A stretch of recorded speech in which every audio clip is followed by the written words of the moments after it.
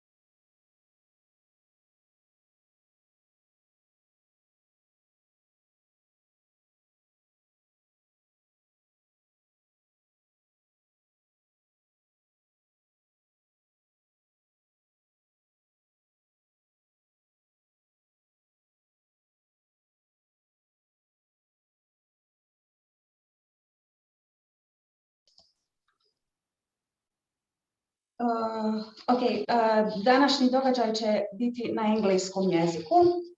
So, good morning to everyone. Welcome to National Erasmus Plus Information Day in Bosnia and Herzegovina. I would like to invite Mr. Suad Muhivic, the head of National Erasmus Plus office, to address shortly. Suad, the floor is yours. Okay. Hello to everyone. I hope you can hear me. But I thought we would present the Tempus program today. Okay, we'll try to. Well, first of all, I would like to thank you all for your participation. It's really important that you are here today. Unfortunately, we were not able to implement the event in a virtual, in a physical format, so we have to use the technology that we have here available.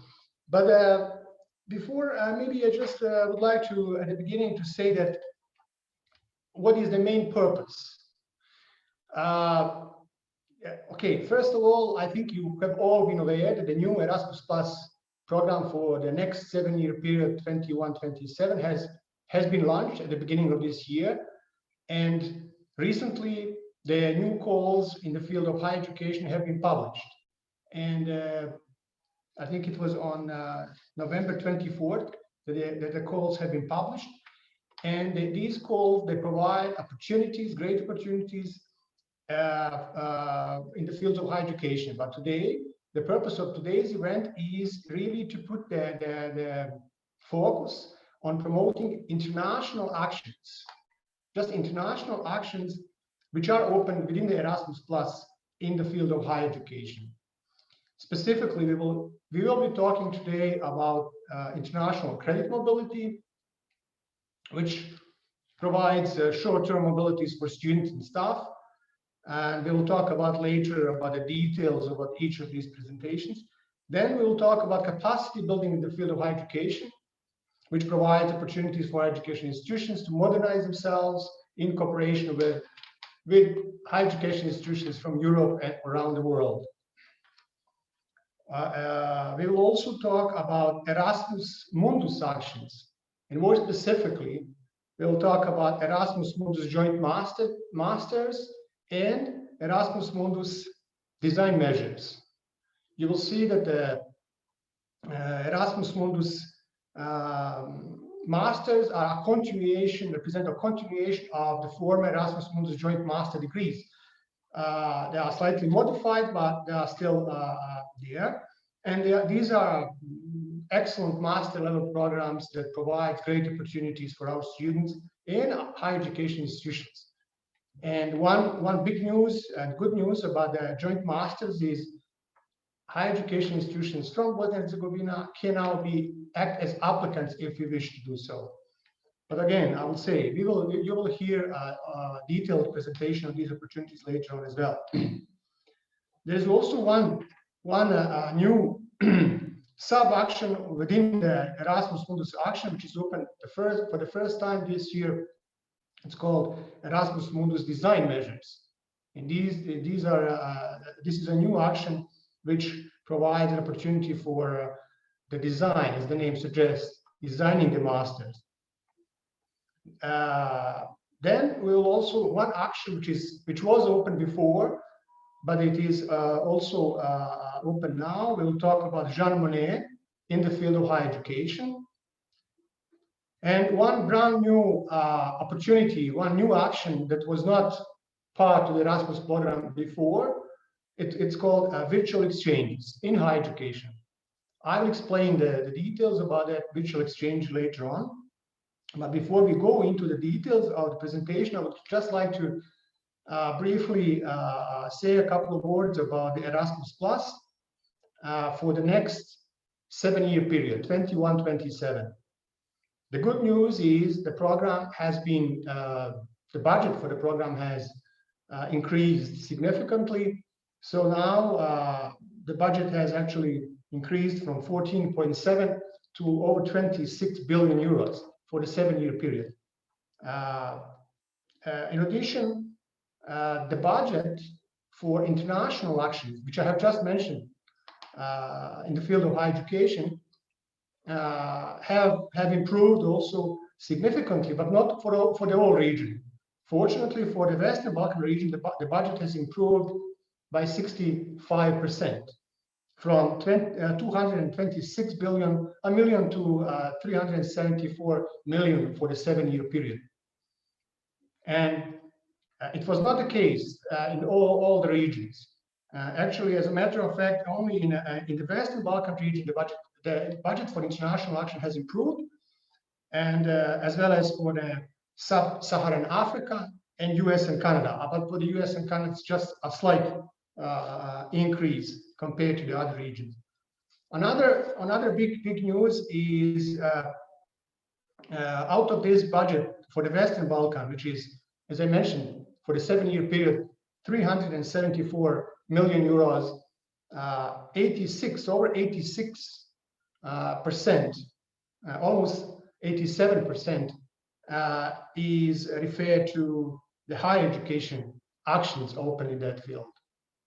And only 7.6% is dedicated for the vocational education and training, and 4.1% for youth, and a small percentage for the sport as well. And as I said, the Erasmus Plus program, new Erasmus Plus program, provides great opportunities, not only in the field of higher education, but also in other fields, including the vocational education and training, youth, and sport. And we will be promoting also these opportunities later on in the coming period. But the focus of today's event is to just present the international actions open in the field of higher education, and we will really be focused on that. I think that's all for the beginning, and I really want to thank all the participants who have joined today, and also all of you who have already been involved in Tempus and Erasmus Plus projects. And I want to really thank you for your contribution, and I really want you to use this opportunity to look forward, to think about new projects, and this is a great time for that. And we are always here to help you, but as I said, more money means more work for all of us. So you have to now think about new projects, and you have to think about how to get involved. And I hope today's presentation will help you do that. So before going into any details we will talk about later, I will just once again like to thank you, and then we will have lots of opportunities to discuss each of these actions that I have mentioned. Okay, back to you, Mahira. Thanks. Thank you, Suad, for your inspiring speech. I would like now to invite Aida Duric, Head of Department for European Integration and International Cooperation, Ministry of Civil Affairs of Bosnia and Herzegovina, Sector for Education. Aida, the floor is yours. Thank you, Mahira. Dear Mr. Mohibic, distinguished representatives of EACA, representatives of competent ministries and universities. It is a great pleasure to greet you on the behalf of the Sector for Education of the Ministry of Civil Affairs of Bosnia and Herzegovina and my own on the occasion of National Erasmus Info Day in Bosnia and Herzegovina. In the beginning, I would like to express gratitude to organizers, Erasmus Plus Office in Bosnia and Herzegovina and EACA, not only for organizing today's event, bringing us a new call for submission of project proposals, but also for their continuous irreplaceable contribution for running reform processes in higher education in Bosnia and Herzegovina in line with the European higher education area and the Bologna goals for years now. Since its admission to Erasmus program, the Ministry of Civil Affairs of Bosnia and Herzegovina, in cooperation with all competent education authorities and other national and international partners, has invested huge efforts in order to enable our citizens to benefit from the program. Today, after long use of program opportunities, we can talk about its impact on different aspects and levels, such as social, human, and institutional, as well as at local and national level. However, we would need to have an entire thematic session on these issues in order to discuss it. Since 2016, the Ministry of Civil Affairs of Bosnia and Herzegovina has prepared annual information to the Council of Ministers on participation of BiH in Erasmus Plus program, in part dealing with education and youth. This information also includes participation in networks and platforms. And with this information, through its conclusions, Council of Ministers call all competent authorities in Bosnia and Herzegovina to stimulate engagement in participation. Taking into consideration that agreement between Bosnia and Herzegovina and the EU on the participation in Erasmus Plus program for education, culture, youth, and sports for the period 2040 and 2020 has expired, we have received through the Ministry of Foreign Affairs of Bosnia and Herzegovina the information on new modality of participation of Bosnia and Herzegovina in EU program Erasmus Plus for the period 2021-2027. Novelty is that Bosnia and Herzegovina does not have to sign the new agreement nor pay the entry ticket anymore for continuation for participation in the program, but will continue to use funds allocated for Western Balkan for participation in activities within international dimension Erasmus Plus program. Novelty is that the title for partner countries, which was the case for Bosnia and Herzegovina in last period, has now been changed into third countries not associated to the program until 2027. Third countries that are not associated to the program are selected in accordance with instruments for external actions of the EU, such as IPA P3, where Bosnia and Herzegovina belong to the Western Balkan Region 1. However, more details will be delivered during today's event, and more information, I'm sure, can be found in guide through New Circle until 27 program, this guide was published in November this year, and I'm sure that you can find it at the website of the Erasmus Plus office in Bosnia and Herzegovina. We are in front of a new call, which is opportunity for institutions from Bosnia and Herzegovina to jointly with partners from EU member states contribute to quality and enhancement of education sector in Bosnia and Herzegovina. Last but not least, I use this opportunity also to thank the institutions in Bosnia and Herzegovina and partners for their efforts in realization of projects despite circumstances provoked by pandemic. And I hope that you will, and we will all together, however, continue to even more engage in use of it. I'm looking forward to hear on more possibilities within your program Erasmus Plus cycle and wish you all a fruitful discussion and continuation of our common cooperation. Thank you very much.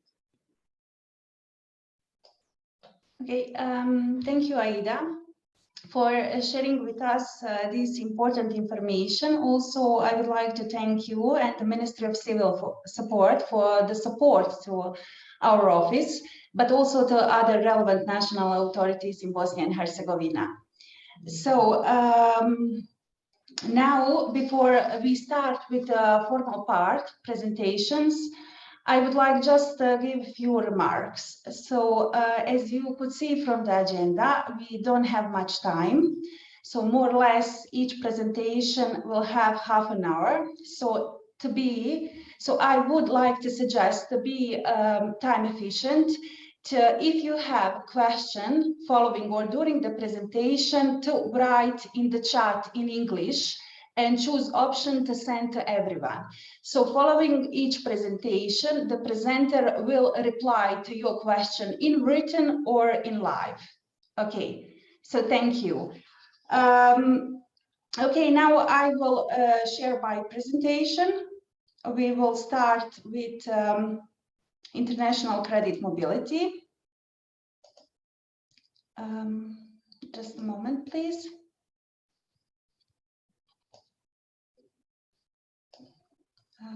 Okay, we can see it. You just need to enlarge it.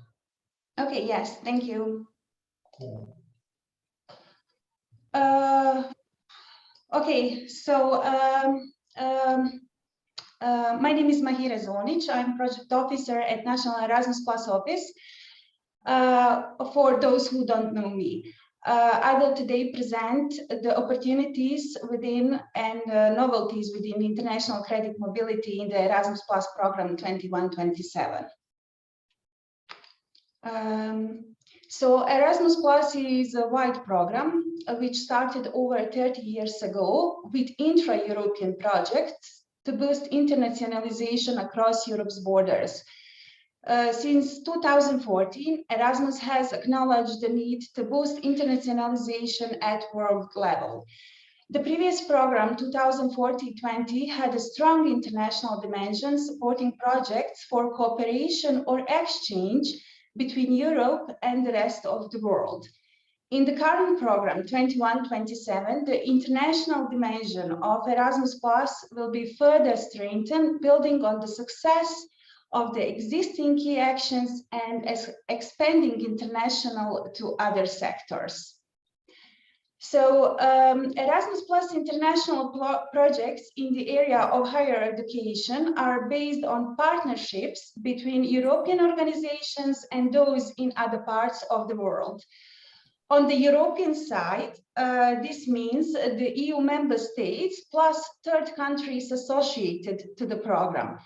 This was called in a previous program, 2014-20, the program countries. So now are called EU member states and third countries associated to the program.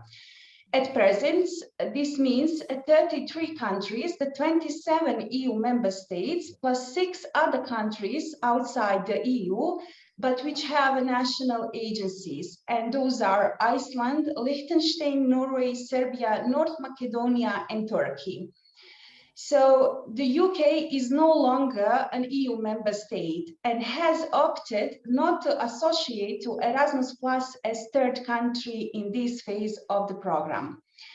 Partner countries are all other countries throughout the world who also benefit from our program. In the new program, they will be referred to as third countries not associated to the program. So all countries in yellow on the map are covered with the ICM action. So what is ICM? The International Credit Mobility was launched in 2014-20 program, and to some extent could be considered as an extension of the classic Erasmus intra-European higher education mobility to the rest of the world. So ICM brings manifold benefits to the individuals and institutions. It is an instrument for the acquisition of key skills and competencies contributes to the development of new teaching methods, supports participants' professional development, and enhances their employability. But beyond this, the bigger impact also is on higher education institution and system, because ICM aims to increase the capacities, attractiveness, and internationalization of the organizations taking part in. ICM projects strengthen international ties between institutions, giving the partners the opportunity to increase their visibility at local and global level. In general, it helps to improve the quality of higher education. So ICM is decentralized action, meaning that this is managed by the national agencies in the 33 Erasmus Plus countries. So the budget available is split into decrease envelopes for each region of the world. The size of each envelope is set according to the European Union external priorities, with some regions benefiting from bigger budget envelopes and therefore funding more mobilities. In the previous program, 2014-20, the largest budgets were allocated to the EU neighborhood regions, East and South, the Western Balkans, Asia, and Russia. In total, around 2,700 short-term mobilities for staff and students in all study cycles were awarded between program and partner countries. So the budget of the action will come from two external financial instruments. So this is the instrument for pre-accession assistance, IPA 3, covering the Western Balkan, and the Neighborhood Development and International Cooperation Instrument, NDC, covering the rest of the world. So the budget amounts to more than €1 billion, which marks a slight increase compared to the previous program. So difference is about a little bit more than €100 million. So two budget envelopes will see an increase in new program, namely for the Western Balkan and Sub-Saharan Africa, while many of other regions appear with slight decrease in percentage. So as you could see from this slide, in previous program period, the budget was increased for 1% for Western Balkan countries. International dimension of Erasmus Plus is funded by a mix of external budget line, heading 6, and the Erasmus internal budget line, heading 2. Heading 6 funding comes from two external financial instruments, as I previously said, the IPA 3 for Western Balkan and NDC for the rest of the world. The heading 6 budget for 21-27 amounts to €2.2 billion compared to 1.9 for the previous program period. The spectrum of international dimension is expanded to new fields, namely WET, vocation, education and training, and sport, in addition to higher education and youth. A greater part of heading 6 will, however, support actions in the field of higher education, including international credit mobility. So the international credit mobility action will be referred as international outgoing and incoming mobility supported by external policy funds in the program guide, which has a code K171. So this is international credit mobility. In the new program period, HAES from EU member states and third countries associated to the program are allowed to use 20% of the projects granted for the intra-European mobility in the field of higher education to fund the international mobility. So this is marked as code K131. So these mobilities can be organized only as outgoing mobilities. So this meaning from Europe to any third country in the world. So the beneficiaries are expected to cover the widest possible geographic scope when using this opportunity. So these two actions, 171 and 131, having different funding sources and composition of the budget. So the two strands of international mobility have different application and implementation modes. Under ICM CA 171, the applications are subject to quality assessment per region, and the national agencies need to approve the country flows, which will receive a grant. In the case of CA 131, applicants submit only an estimation of the international mobilities they intend to organize. In ICM, the approval of the third countries not associated to the program and HACE is made during application process. The beneficiaries can bring also new partnerships during the project implementation, but only for the countries with secured funding during the selection stage. In CA 131, the beneficiaries can select their partner countries and HACE at implementation stage. So here I will just shortly say the process of applying for international mobilities for the exchange. So the application form will have now a regional approach. So applicants are subject to quality assessment managed by the national agency in the Erasmus Plus countries. So each European applicant needs to reply 3 quality questions, including project design and cooperation arrangements, relevance of the strategy, and impact and dissemination of the project results. So this is major simplification for the European applicants, which had to answer 4 quality questions for each country in the previous program period. So the applicants will need to specify the number of mobilities they plan to organize with each country so that the needed funds can be calculated. At the implementation stage, beneficiaries will be able to shift funds between countries in the same region. This flexibility was already introduced as a COVID measure for 2018-90 project in order to ensure better budget absorption. It is also incorporated in the new ICM in order to allow more flexible budget management.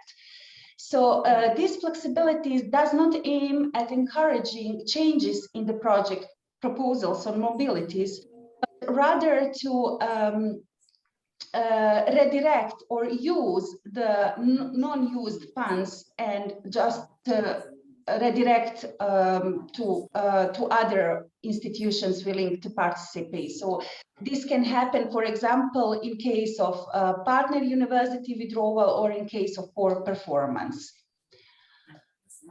Okay. So applicants will also be asked to provide an estimation of participants with fewer opportunities per region so that additional budget is allocated upfront for these participants and it's included in the total budget of the project. So the activities supported in ICM are student mobility. It can be carried out in any study field and cycle, short cycle, bachelor, master, doctoral, and it's open to recent graduates, students enrolled in their last year of studies. The physical mobility can last from 2 to 12 months or between 5 and 30 days if part of blended mobility. Student mobility can take part in the form of a study period abroad or traineeship. Blended mobility is combination of physical mobility with virtual component, facilitating collaborative online learning, exchange, and teamwork. So the two types of student mobilities could be combined if the total duration of the mobility period does not exceed the maximum of 12 months per cycle.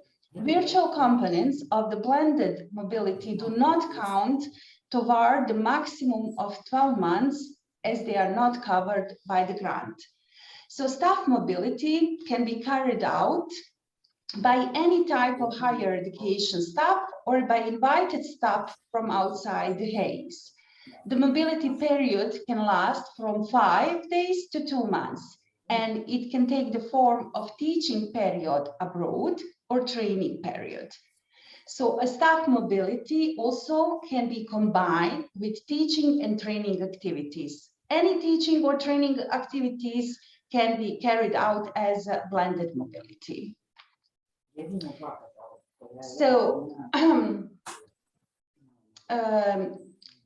in this program period, ICM will offer enhanced opportunities.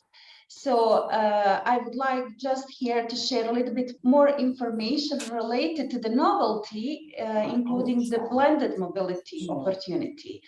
The aim is to support the specific needs of participants, enabling also a broader base of participants with fewer opportunities to participate in this action. For example, participants with family or professional obligations.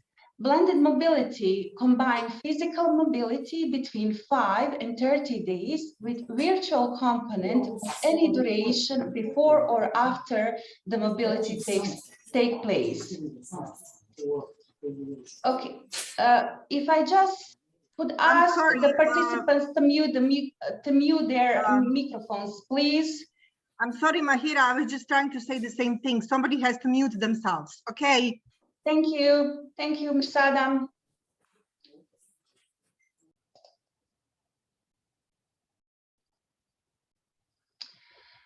Okay, so blended mobility combine a physical mobility between 5 and 30 days with virtual component of any duration before or after the mobility take place.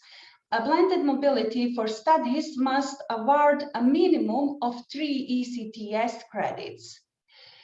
So there is another possibility, another novelty in ICM. It is called Blended Intensive Program, BiPS. So ICM participants could take part in it. So BiPS are short intensive programs organized by a group of HAES, at least 3 HAES from 3 different EU member states or countries associated to the program, during which groups of students or staff undertake short-term physical mobility abroad combined with compulsory virtual component.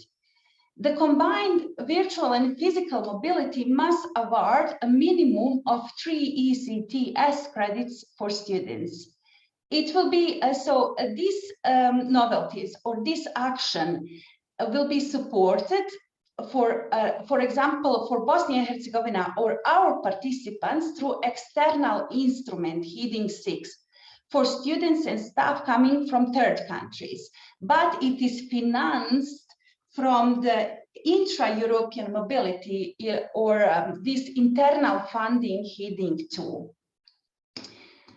So just a second. So also we have opening up to recent graduates. So recent higher education graduates may participate in a mobility for traineeship. They must be selected by their higher education institution during their last year of study and must carry out and complete their traineeship abroad within 1 year of obtaining their graduation. So also it has been introduced the flexible format for doctoral candidates. So to better meet the diverse learning and training needs of doctoral candidates and to ensure equal opportunities with those that have the status of higher education staff, so doctoral candidates and recent graduates, postdocs can undertake short-term 5 to 30 days or long-term 2 to 12 months physical or traineeship mobility periods abroad. So ICM supports two-way mobility. All partners in ICM project can send and host students and staff as described in their submitted project and provided that a relevant grant has been secured. However, there is a limitation of the eligible flows for certain countries. So bachelor master student mobility is only possible from third countries to Europe. This means third country universities, including Bosnia and Herzegovina, I mean third countries, but I will explain, let me just not to get confused, can send but not host students at these study cycles under ICM. However, just to say that only Western Balkan countries are not, Western Balkan is not under this restriction. So we are allowed to have like both way mobilities, outgoing and incoming. So these restrictions are related for countries being on ODA list, which you could find on this presentation at indicated link. So, however, Bosnia and Herzegovina is also listed, but the exemption was made for Western Balkan. So this list will be periodically revised, but the restriction rules are based on the status of the country at the time each call is launched, and it will not change during the life cycle of granted projects. So in order to have more balanced partnership, European partners may use a part of their intra-European mobility budget to fund their students' mobility to restricted countries under ICM. This is CAU 131. So on this slide, you can see the restricted countries. So the countries appearing in red are the ones included in the ODA list, meaning that only PhD and staff mobility can be carried out towards them. However, all third countries can send students at all study cycles and staff to Europe. Restricted third countries can also host first and second cycle study students via their European partner HACE intra-European mobility, as I said, CAU 131. The successful higher education institution receive a grant to cover the mobility of a number of students and staff. This grant will cover the cost of individual and travel grants and include a portion of organizational support. So for institutions, the mobility project grant will include a contribution of €500 per mobile participants in order to offset the cost to the institution of organizing the mobility project, e.g. selection, preparation, reception, integration of participants, etc.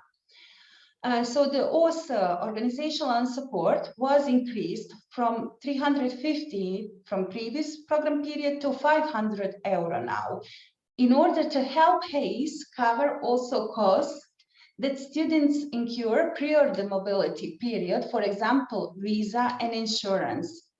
And this had been proven to be a major obstacle for inclusion. So for individuals, grant rates, individual and travel support remained the same. So there were no changes in comparison with previous program period. Students and staff may receive a different monthly or daily contribution to their expenses abroad, depending on whether their mobility is coming or ongoing. In addition, each selected individual participants will get a travel contribution based on the distance between the sending and the receiving institutions. So more information on this could be found in the program guide. So for our students, this monthly rate will be between 800 to 900. For staff, it's the same. However, we have here the possibility for, in case of blended mobility, it will be paid per day. So €70 for up to 14 days of activity, and €50 from 15 to 30 days of activity. So students and recent graduates with fewer opportunities may receive a top-up amount to the individual support of maximum €250 per month. The criteria will be applied and defined by the national agencies in agreement with the national authorities. So HAEs that have selected students and or staff with fewer opportunities, in particular those with physical, mental or health-related conditions, can apply for additional grant support to national agency in order to cover the real cost for their participation in the mobility activities. In this case, special organizational support will be awarded to HAEs in amount of €100 per participants. So for this top up for green travel, participants may opt for a green travel and receive a top up to their travel contribution depending on the travel distance. So between 30 to 80 euro. They will also receive up to 4 days of additional individual support to cover travel days if relevant. So the selection of projects for ICM is based on an annual call for proposal issued by European Commission. Only higher education institutions in the program countries can apply. They do so on behalf of their partners. The ICM projects in their application contains the countries and partner universities they intend to cooperate with, as well as their cooperation plan in each region. In countries with secured budget during the selection process, the European beneficiaries may also change add partner HAEs during the implementation of project. I already explained this earlier. So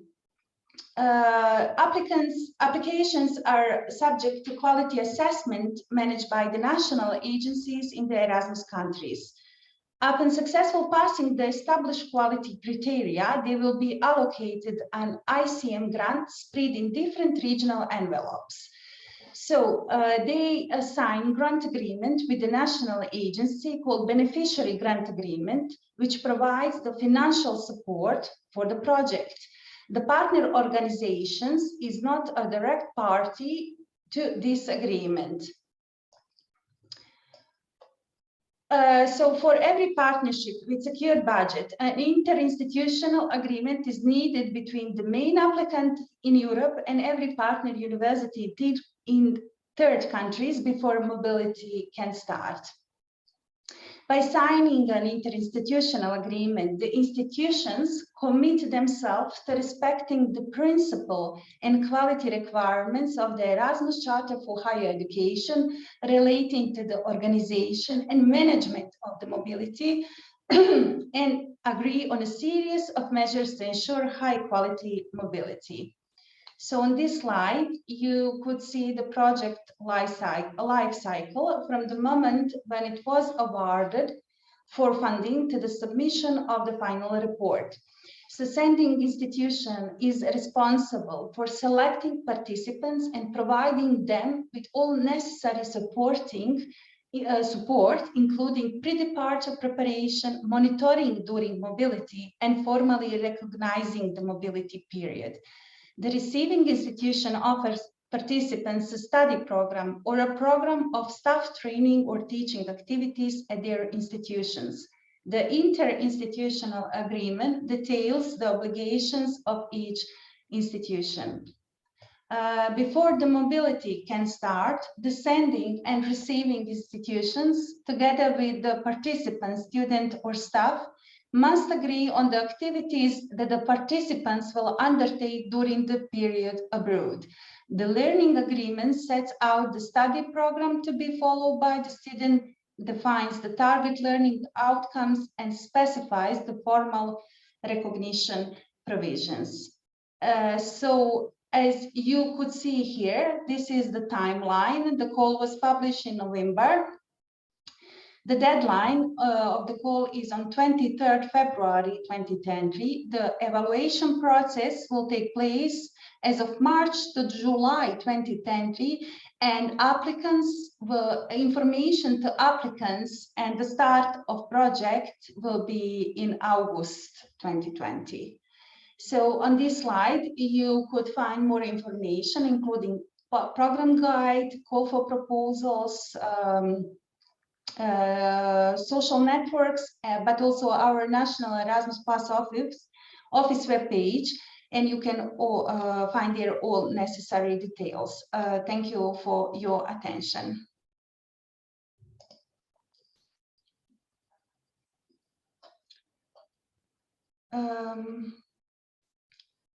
Okay, so just a moment. I would appreciate, so it's already 11 o'clock, so I would appreciate if you have any question for me, just write in chat. So we will reply to you during the event. But now I would like to invite our colleague from EAKEA, Julia Eversonian, to present the Erasmus Mundus action, including the Erasmus Mundus Joint Master and Erasmus Mundus Design Measure. So Julia, the floor is yours. Thank you. I will try to share my presentation. I don't know if you can see it. Yes, we can see. Yes. Yes. Yes. Julia, just enlarge. Yes, please. yes, please. Thank you. Yes, I hope now you can see it. It's yes? good, thank you. Okay, so I'm Julia Versoniene, and I'm working in European Education and Culture Executive Agency in the unit who is implementing, who is in charge of implementing Erasmus Mundus action. And first of all, I would like to thank NEOS for organizing this event and for inviting me to speak here and to present our Erasmus Mundus action. So our new Erasmus Mundus is more strategic, more open, more generous, more sustainable, more simple, and more flexible. And in my presentation, you will see all that. So in the new Erasmus Plus program, our Erasmus Mundus action moved from key action 1, from learning mobility for individuals, to key action 2, cooperation for innovation and good practices. And in the key action 2, Erasmus Mundus action, together with European universities and VET centers of excellence, are under partnerships for excellence. And you can see that excellence is the cornerstone of our activities. So as already mentioned, we have a new terminology, what we call the program countries. So now the name is changed. It's EU member states and third countries associated to the program. And what we call the partner countries, now the name is third countries not associated to the program. So as you know, Erasmus Mundus action has 2 lots. From one side, it's Erasmus Mundus Joint Master. It's a continuation and improvements of pre-existing scheme. And from other hand, we have a novelty, Erasmus Mundus Design Measure. And it's the aim is to design a joint master program. And just to stress there that these 2 lots are totally independent, and you don't need to run Erasmus Mundus design measures to be to apply for Erasmus Mundus Joint Master. And EMDM, it's not an award criteria for Erasmus Mundus Joint Master, and it does not give the straight access to Erasmus Mundus Joint Master. It's a totally, completely separated lots. And in my so I will start with briefly with Erasmus Mundus Joint Master, and then I will continue with our new action, Erasmus Mundus Design Measure, because it's a good starting point to be involved in the program and to be involved in international cooperation. So what it is an Erasmus Mundus Joint Master? It's a high-level integrated and transnational study program at the master level. It's a master program of excellence and open to all disciplines. And it delivers by an international consortium of higher education institutions from different countries worldwide and other partners. And it's offering a high-level scholarships to excellent students worldwide. So the main objectives of Erasmus Mundus Joint Master is support the quality, innovation, excellence, internationalization of higher education institutions through academic cooperation within the European higher education area and beyond, and to increase the quality, attractiveness, it's to support EU external actions in higher education, increase synergy between higher education institutions, innovation and research, to improve competencies, skills, employability of the master graduates, and to respond to societal and labor market needs. So what are the requirements for an Erasmus Mundus Joint Master? So it should be a jointly designed and fully integrated curriculum. Consortium should be at least composition, it's at least of 3 higher education institutions from 3 different countries, and 2 of them have to be EU member states or higher or third countries associated to the program. So it's international outreach to attract excellent students worldwide.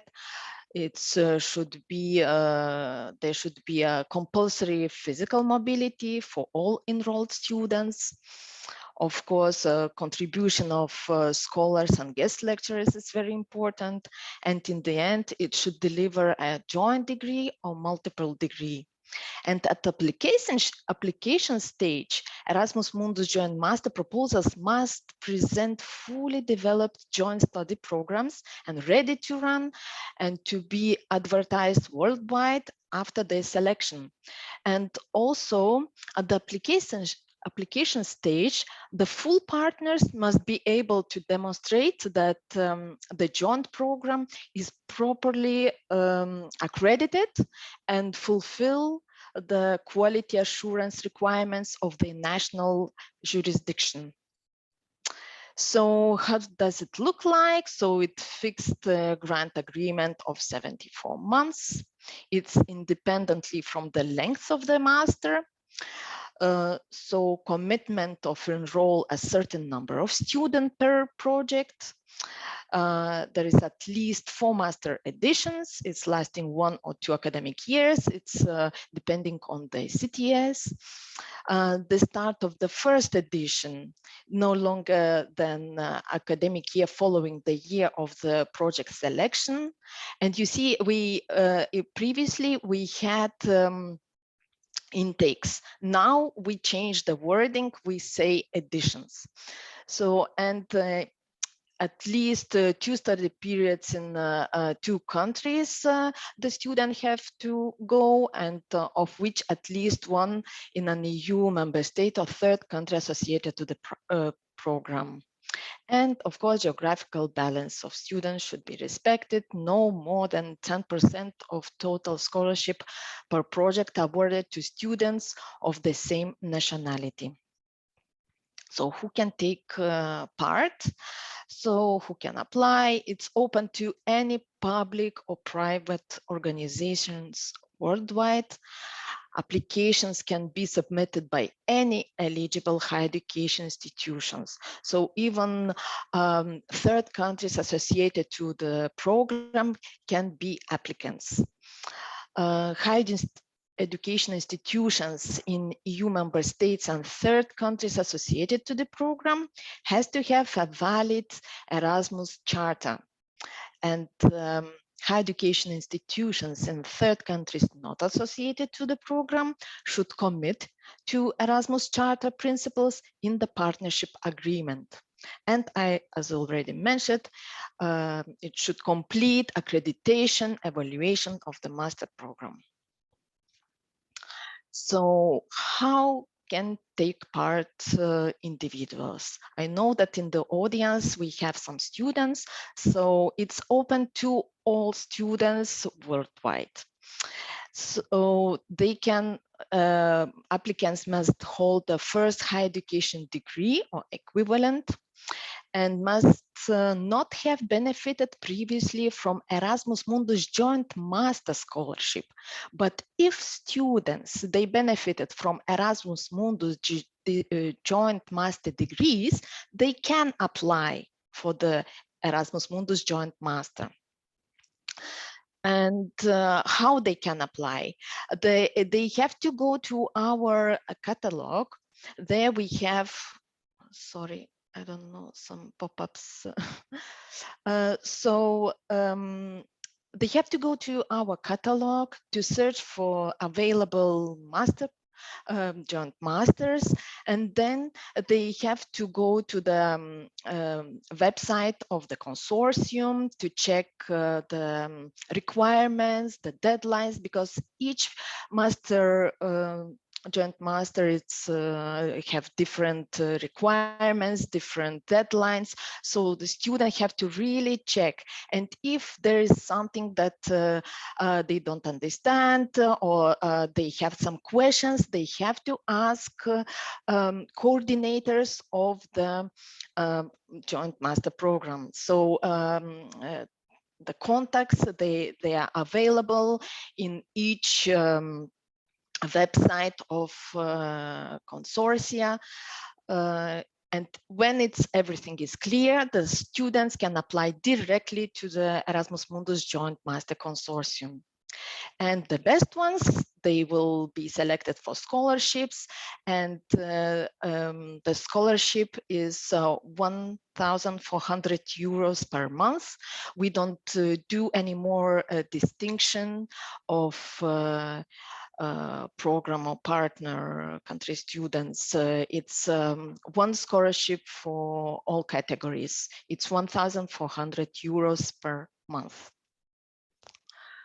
So, and as I said in the beginning, Erasmus Mundus Joint Master, we have simplified funding rules.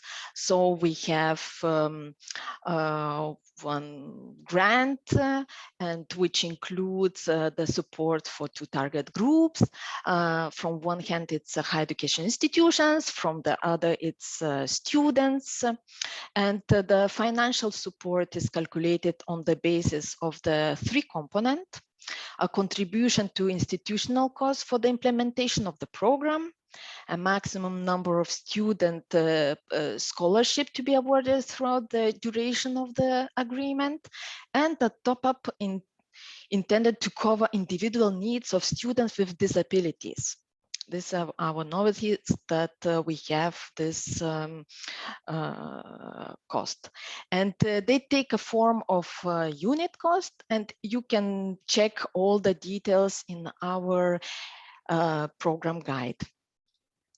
So the call was published on 24th of November with the deadline 16th of February. I know that my colleagues are working very hard to open the call already for the applications. We should have it open today or tomorrow. And so the budget is 145 million euros, and we're thinking to select approximately 27 projects. And we have additional scholarship from 9 targeted regions. So applications will be assessed by 3 independent experts, and they will assess by 4 award criteria. Each award criteria have certain number of points. So for relevance, we have 30 points. For quality of the project design and implementation, 30. For quality of the partnership and cooperation arrangement, 20 points. And for the impact, we have 20 points. And if there are execo cases, first we will look at the relevance and then for the impact. So how you can apply? You can go to the funding and tender opportunities portal, where you can have all the information on the call, on the information of program guide and all the supporting documents. And I know that my colleagues, they're working on the presentation, how to apply, how to prepare an application, and it will be shared as well on the funding and tender opportunities portal. So a little bit of statistic from previous call. So we had for Erasmus Mundus Joint Masters 70 proposals from 23 countries and 55 different higher education institutions applied. And we selected 27, proposed for funding 27 projects. So how you can be involved in Erasmus Mundus Joint Masters, so to be as a guest lecturer or scholar, you can be associated partner, full partner, or coordinator. But if you are not ready to apply to Erasmus Mundus Joint Master, so you can take part in Erasmus Mundus design measure. And now I will present you Erasmus Mundus design measure program lot. So why we created this lot is just filling the gap, to fill the gap of the Erasmus Mundus action by supporting the development of the new master programs. And it's to diversify the offer of the joint master programs and encourage a new academic cooperation by involving underrepresented EU member states and third countries associated to the program, or institutions from these countries, or thematic areas. And in our catalog, you can check which thematic areas are underrepresented and institutions. So this you can check in our catalog. So what is Erasmus Mundus Design Measure Project? It's a short duration grant to support institutions in setting up of a new joint master program in Europe and beyond. So it's a one beneficiary. He had to mobilize a group of the higher education institutions. And as I already mentioned, it's a totally, completely independent funding scheme from Erasmus Mundus Joint Master. So what are expected outcomes? So it's a jointly designed master should offer a fully integrated curriculum developed by a consortium involving at least 3 higher education institutions from 3 different countries, of which 2 at least 2 must be EU member states or third countries associated to the program. It's aimed to attract excellent students worldwide and include physical mobility of all recruited students, and is have to lead to a joint degree or multiple degree.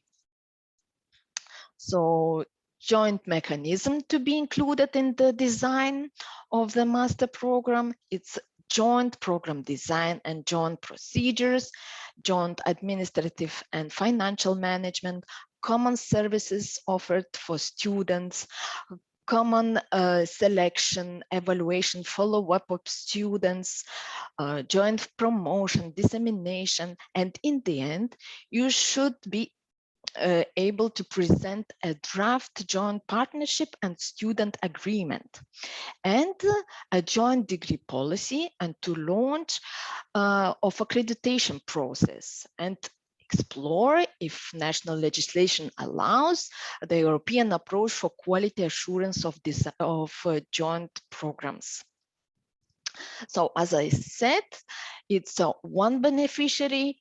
He has to mobilize a group of the other higher education institutions. So in the application, in the part A, you have to put just one beneficiary and all the details linked to the beneficiary.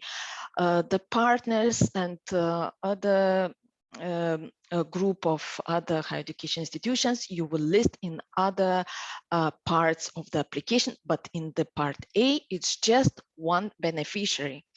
So then it's a fixed duration of 15 months. It's not less, not more. It's a fixed duration, and these months, 15 months, you have to put in application in the part A as well. You will see there is a place to put this number, and the system does not allow does not if you put 24, it will be the 24, but we will not accept this. It should be fixed 15 months. It's not a coincidence, this 15 months.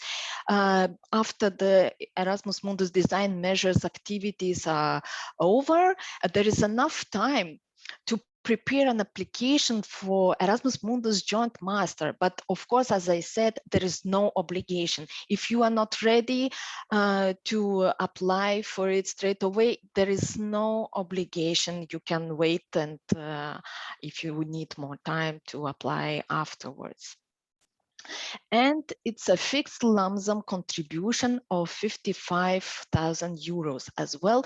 This amount should be put in application in the part A. Who can take part? So it's applicants can be submitted by any higher education institution in an EU member state, third countries associated to the program, or third country not associated to the program. So any eligible higher education institution can apply and be applicants. And for higher education institutions in EU member states and third countries associated to the program, of course, they have to provide a valid Erasmus charter. And as for Erasmus Mundus Joint Master, we published the call on 24th of November with the same deadline. It's 16th of February. We have increased budget compared to last call. We have increase of 50%. We have 2 million euro. Now we have 3 million euro.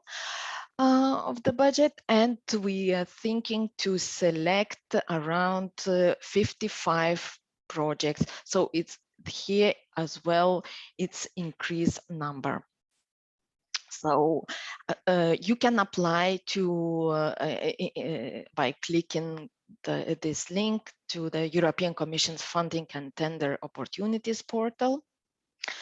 So applications will be assessed by two external experts. Proposals must score at least 60 points. And in case of execo, priority will be given to projects with higher scores for relevance of the project and the impact. And we have as well forward criteria for each award criteria. As for the Erasmus Mundus Joint Master, we have some number of points given, and here it's a little bit different point system. So for the relevance of the project, we maximum that you can have, it's 40 points. For the quality of the project design and implementation, it's 20 points. For quality of the partnership and cooperation arrangement, 20, and for the impact, 20 points maximum. So a little bit of statistics from the last call. So we had 148 applications, 40 was proposed for funding, and now in the preparation of the grant agreement. We had applications from 40 different countries, 24 from EU member states and third countries associated to the program, and 16 from the third countries. And 41 applications from third countries not associated to the program, which is 28% of all applications. And the most represented third countries not associated to the program, so Russia, Ukraine, Georgia, Jordan, Kazakhstan, Morocco, Tunisia. And we have some interest from the underrepresented EU member states and third countries associated to the program. So this is a little bit of statistics. And all the information about the program, as I already mentioned, you can check in the funding and tender portal. There you will see the program guide, the call for proposals, and how to get a grant. And I hope when we finalize our presentation, how to prepare a good proposal, we will put as well in this portal. Here as well, some additional information sources. And if you have some questions, so I can respond now, or you can send always a message to our functional mailbox. So if you have questions, I'm happy to answer. Unfortunately, I don't see the Yes, there is one chat. question. There is one question. I will read it to you. Yes. Julia, thank you very much for your presentation. So, thank you. Just one question. Is there a maximum limit number of EMA grants allocated to the single HEI if they are in different roles? For example, HEI as applicant, or the same HEI as a partner in a consortium or several consortia. In other words, can one HEI benefit from more than one Erasmus Mundus joint master grant? So, Julia. If they have applied, if they are partner in one consortia and they are partner in the another consortia, yes, they can benefit. Yes. Mm-hmm. So also additional question, is this the same, it is a same question for Erasmus Mundus design measure? In design measure, we have it's mono-beneficiary agreement. So it's one beneficiary who receives all money, and then for the setting up, for the design of the joint program together with the other partners. They will share this amount, and they will, but we will be communicating with one. It's a mono beneficiary. So one beneficiary will receive money, and then depending on the activities, other partners can benefit from the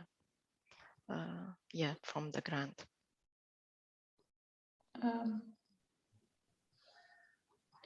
Okay. We can. Yes, I see the chat.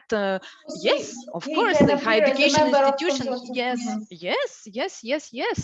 yes. We have really, we have the same in higher education institution, and they are everywhere in several projects. But to be to be a full partner, it implicates a lot of efforts. You have to receive students, you have to follow up of students. So there is a lot of work for Erasmus Mundus Joint Master is if you are a full member. Yeah, yes. Okay, thank you, Julia.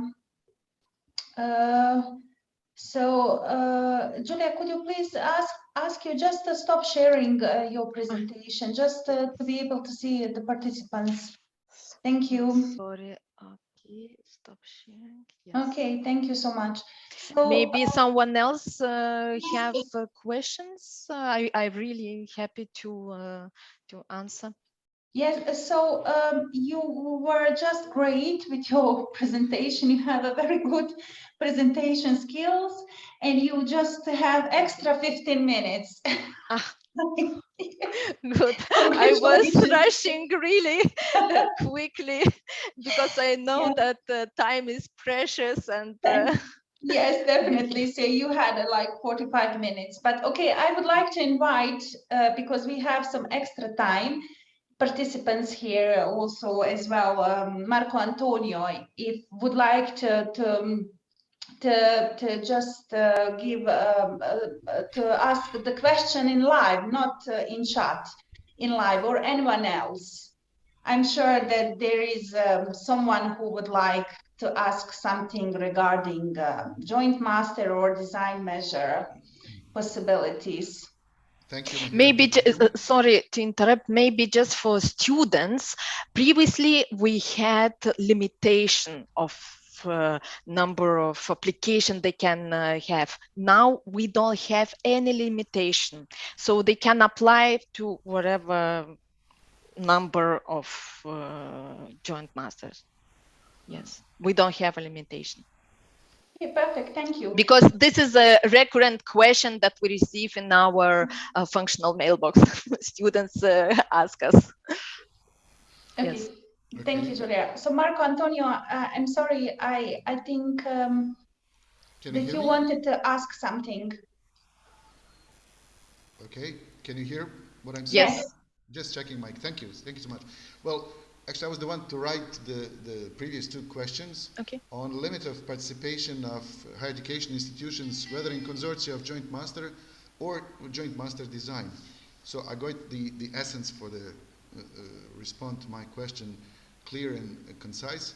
However, perhaps just to clarify a little bit more on the importance or the relevance of the information offered for the underrepresented or I would say less privileged previous areas, countries, institutions, etc. Why is that relevant, or is there any advantage to be used for those who were underrepresented in previous period? Will they be, I say, positively privileged or discriminated against? Or is there some other agenda behind this idea of level of, I would say, equal distribution of opportunities to different institutions and regions? Thank you. Yes, it's equal opportunities. And of course, we encourage underrepresented countries. We encourage to apply. Yes. This is the aim of design measure. It's to have more variety of joint programs, and and these underrepresented countries, or you can check in our catalog.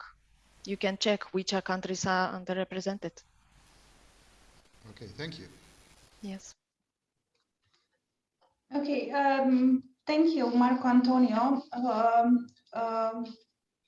for your active contribution.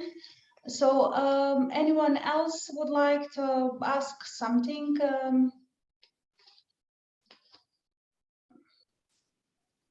So Julia, I think everything is clear. If you have questions, so please do not hesitate. Send us an email to our functional mailbox. We will reply to all the questions you might have. Okay, thank you, Julia, so much for your participation, your presentation. Maybe because we have some extra time, but maybe if Edith is ready, to invite her to. Okay, we have one question. Just a moment.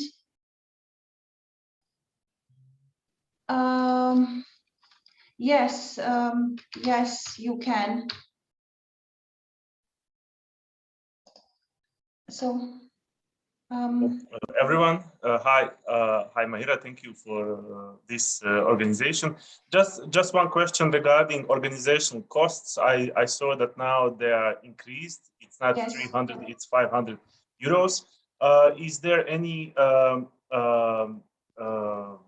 explanation in or instruction in the program guide or something like that those costs should be shared between program and partner institution, or is it still voluntarily basis on program country?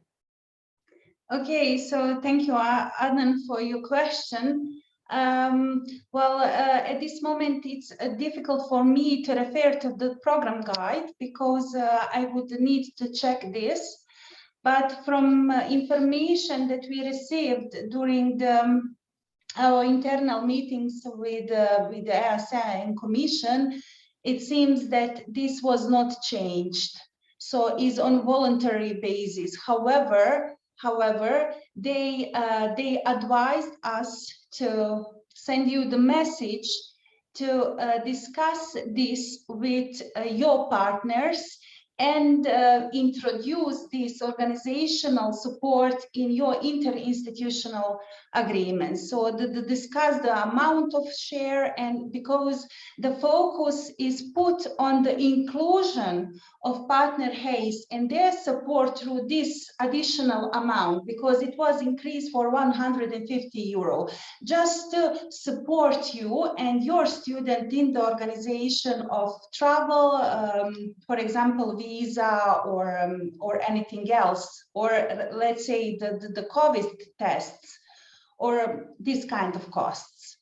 So there, according to the information that I heard, but I will check for you once more in the program guide, I think that the rule is the same, but however, the national agencies or your partners in the EU member states or associated countries to the program are informed to share the organizational support. So.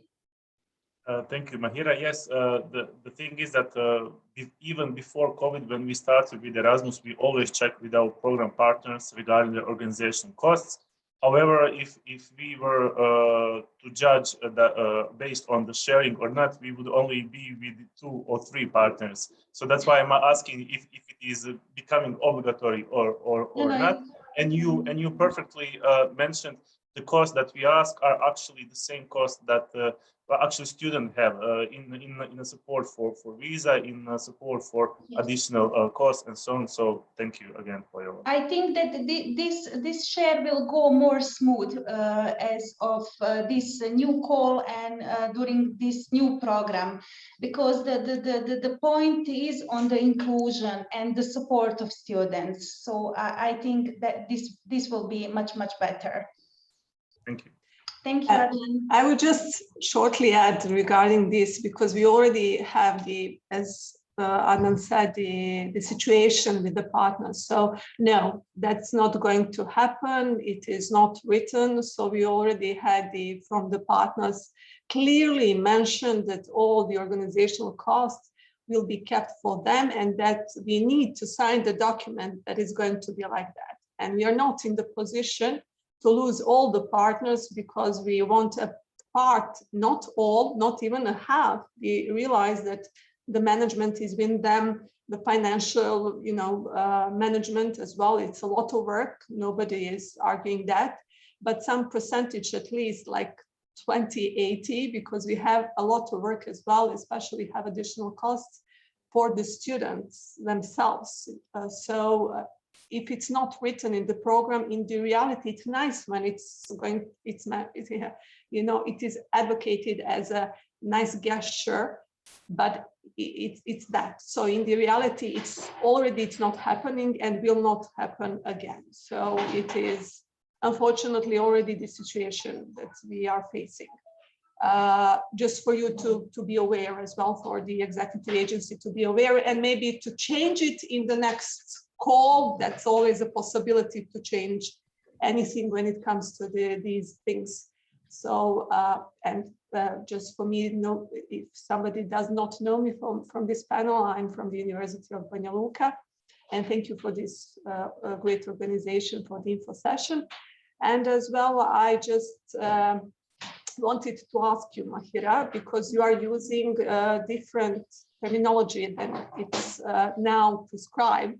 So even I actually follow, the program for almost 2 decades now, did not clearly understand what you are passing when it comes to the ICM. So because we are a European country, and when you say Europe, of course, I think that it's as well something that it's possible for Bosnia and Herzegovina, because we are not placed in Africa, but in Europe. So even though the now terminology is truly large, but I think to be clear, especially for the people that never participated in the program, that we need to use these large terminology now that is set as it is. So third countries, we are third country, and then European countries, we are the one, and then it's not clear what we can or we cannot do. So we need to use these large, unfortunate, and too long terminology. I don't know why it is changed, because program and partner was clearly perfect and clear to all, but the reality is the way it is. So even for me, it's, when you were presenting, sometimes it was not clear what is possible for us, because it's possible for European country, as you mentioned, and we are European country, and the thing is that was not possible for us because we are third country, not associated. No. Okay. So just to be aware of this, because I was not clear. Thank you, Jelena. Thank you. I will additionally elaborate if necessary. So actually, yes, please, maybe to change it in the presentation before the uploading. Yes, but I think it was like that. Okay, so actually nothing changed regarding to the status of our country. So just terminology. So yes, agree. It was much, how to say, clear to have like terminology program and partner countries. So just additionally, to underline that we have like intra-European mobility. This is K131, and it's called, so this is mobility between EU member states and third countries associated to the program, so program countries. So international credit mobility is called K171 for your information, and it's referred to the partner countries, which are now called third countries not associated to the program. So like this. So regarding organizational support, I agree. And we requested many times from the Commission or let's say to national agency to share this with partner organization. So also I could say that there are very positive examples by our higher education institution that actually have organizational support, and a good number of national agencies or higher education institutions are willing to share. So, and I'm sure and positive that even it is not the rule, that this practice will be much better and more positive in the future. So, but unfortunately is not the rule. So this is it. I hope I clarified all questions. Okay, thank you. Thank you, Jelena. Thank you, Adnan. Now just to check the time. Okay, so also I would like once more to thank Julia Eversonian from EAKEA for her presentation on Erasmus Mundus action and possibilities. I would like now to invite our dear colleague Edith Genser from EAKEA as well to present Jean Monnet action. So Edith, the floor is yours. Thank you very much. Thank you for the organizers having invited me for my session on Jean Monnet actions. I hope everybody can hear me. I will share now my presentation with you. And I don't know how many participants are there, but I think many of you are already familiar with Jean Monnet. But despite that fact, I will give you an overview and focus on the novelties on Jean Monnet, and of course, explain what probably for your institutions might be the best option to apply for. I hope this is okay for you. I will share now my presentation with you. Okay, I hope you will be able to see it. Might take some minutes.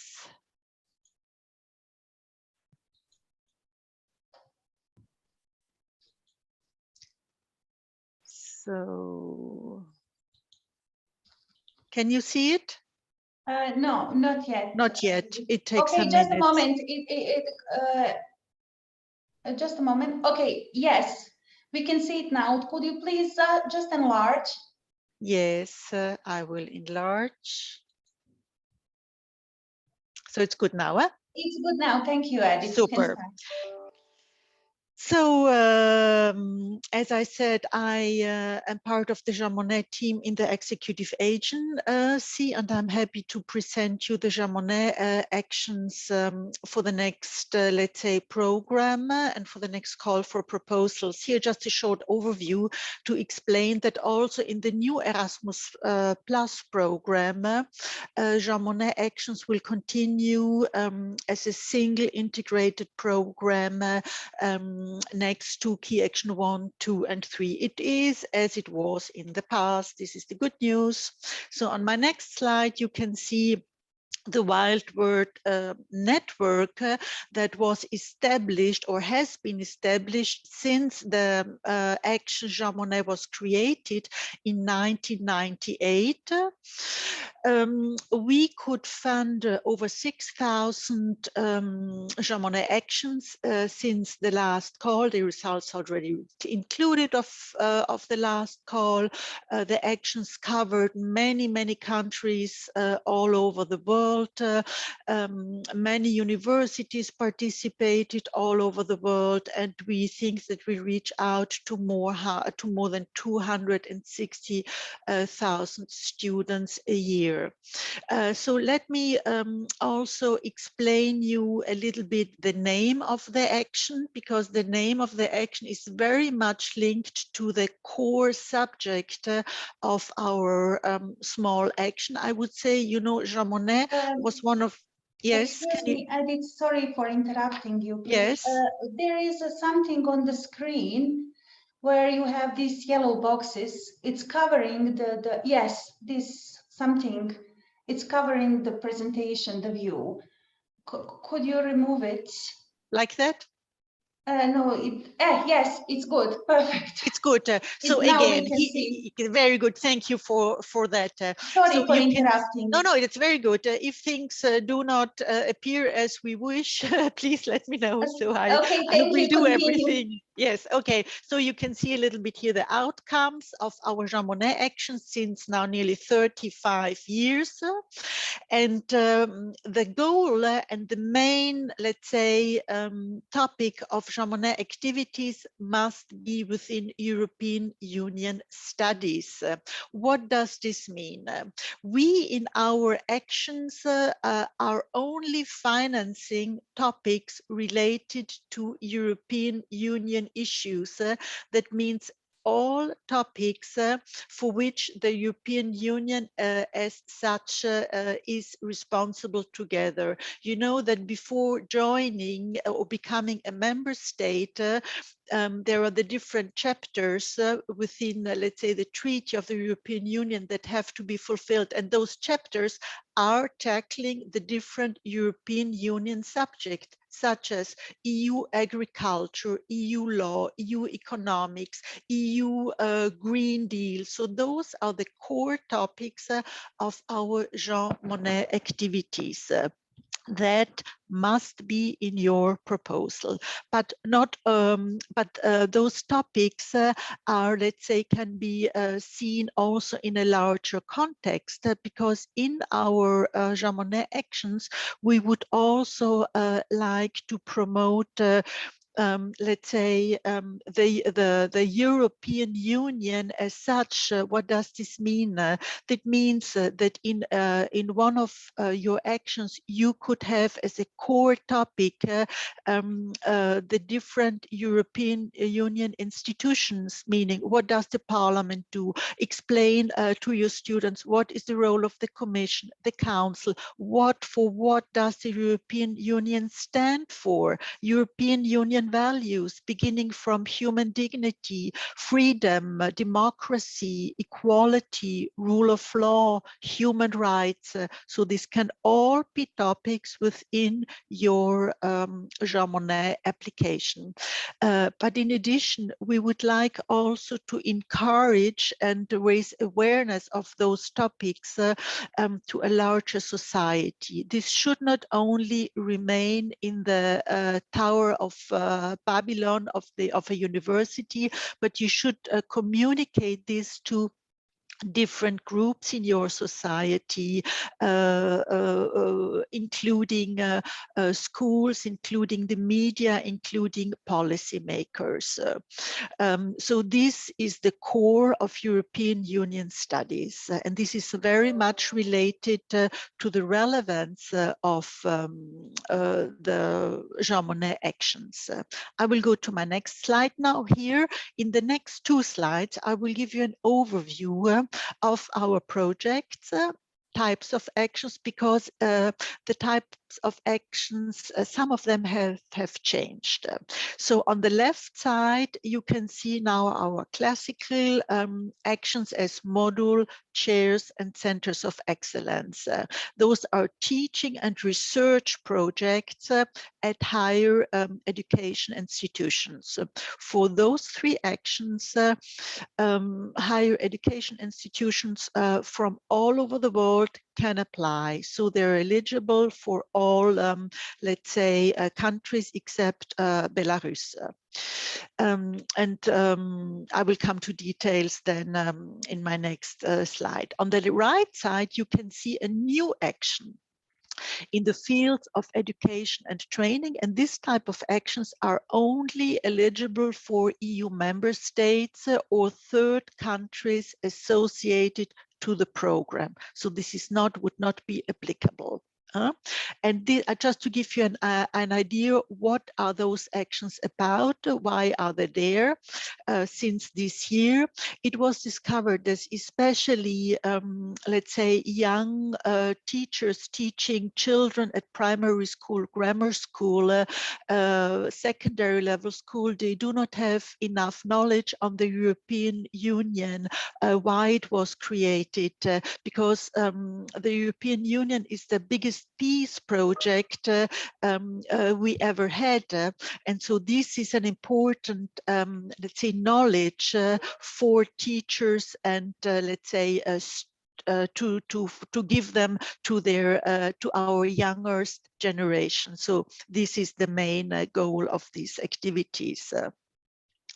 So next slide. Where is the next slide? Yes, and our third type of activity is the so-called policy debate, the networks. But those types of activities you can see here now do not have anything to do with the networks we had in previous years. This action is new since 2022, since this year. And we are going to, let's say, co-finance one network on internal issues, future of Europe is the thematic, and one network on foreign policy, Europe in the world. again, here, any higher education institution in the world can apply. Details, I will come to the details. So it's eligible for your country and for your institutions. And the third type of network is again in the context of providing EU member states and third countries associated to the program with more information on the European Union, on its functioning, and why the European Union was created. So I come back now to those activities in the field of higher education. As I spoke before, modules, chairs, and centers of excellence. Those are teaching activities at universities. We would like to promote excellence in teaching, but always on European Union subjects and studies. We would like to foster and increase the dialogue between universities and the civil society, as already explained. You should involve policymakers, different representatives of civil society, and also different representatives of education and the media. We would like, with those actions, have a wider reach out to a wider public, and especially for third countries, as I already mentioned. This is a new terminology, which might, well, let's say, lead sometimes a little bit to confusion, but we call the partner countries now third countries, and in third countries, also the promotion of European Union values and for what the EU stands is a very, let's say, relevant and important topic. So here we have again the three actions I would like to encourage you to apply for. But if you never, let's say, applied for a Jean Monnet action, I would recommend you to start with a model, because a model is, let's say, a teaching activity with minimum 40 teaching hours per academic year. You can even, let's say, have a summer course covering the requested teaching hours. This type of action, the module, they can be multidisciplinary. I will show you then in my next examples what do I mean by that. So you can tackle different issues always within European Union subject. What is also interesting is that this type of action with a maximum grant of 30,000 euros for 3 years is a lump sum based action. That means you do not have to present us a detailed budget. You will only have at the application stage to indicate the minimum number of hours. If you have more, it's fine. And then at the end, confirm that those teaching hours took place. So no detailed budget calculations to send to us at the end of your project. The next level would be a Jean Monnet chair. This is already, let's say, a more specialized teaching activity where a minimum 90 hours per academic year must be taught by a professor of the applying university. And this professor, of course, must be specialized in the European Union subjects within this chair. Additional hours can be given by other staff members, but always within, let's say, the relevance and experience to what is the chair about. Here also a lump sum, we have also a lump sum approach that means, as just said, no detailed budgets requested at application stage and at, let's say, a final reporting stage. The amount, a maximum grant is 50,000 euros. So the next type of action is the Center of Excellence. This is already a very, let's say, I would say high pool of expertise, bringing together experts, maybe from even more higher education institutions or departments. The maximum grant is 100,000 euros for 3 years. And here we request a customized lump sum type 2 in the application.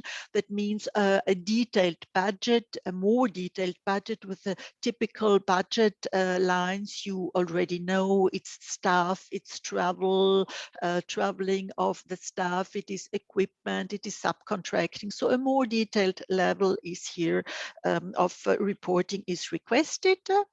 And one other specialty here is that only one center of excellence can be financed at a time per higher education institution. Whereas for modules and chairs, you can submit different, let's say, more than one application. But you can, yeah. So next slide.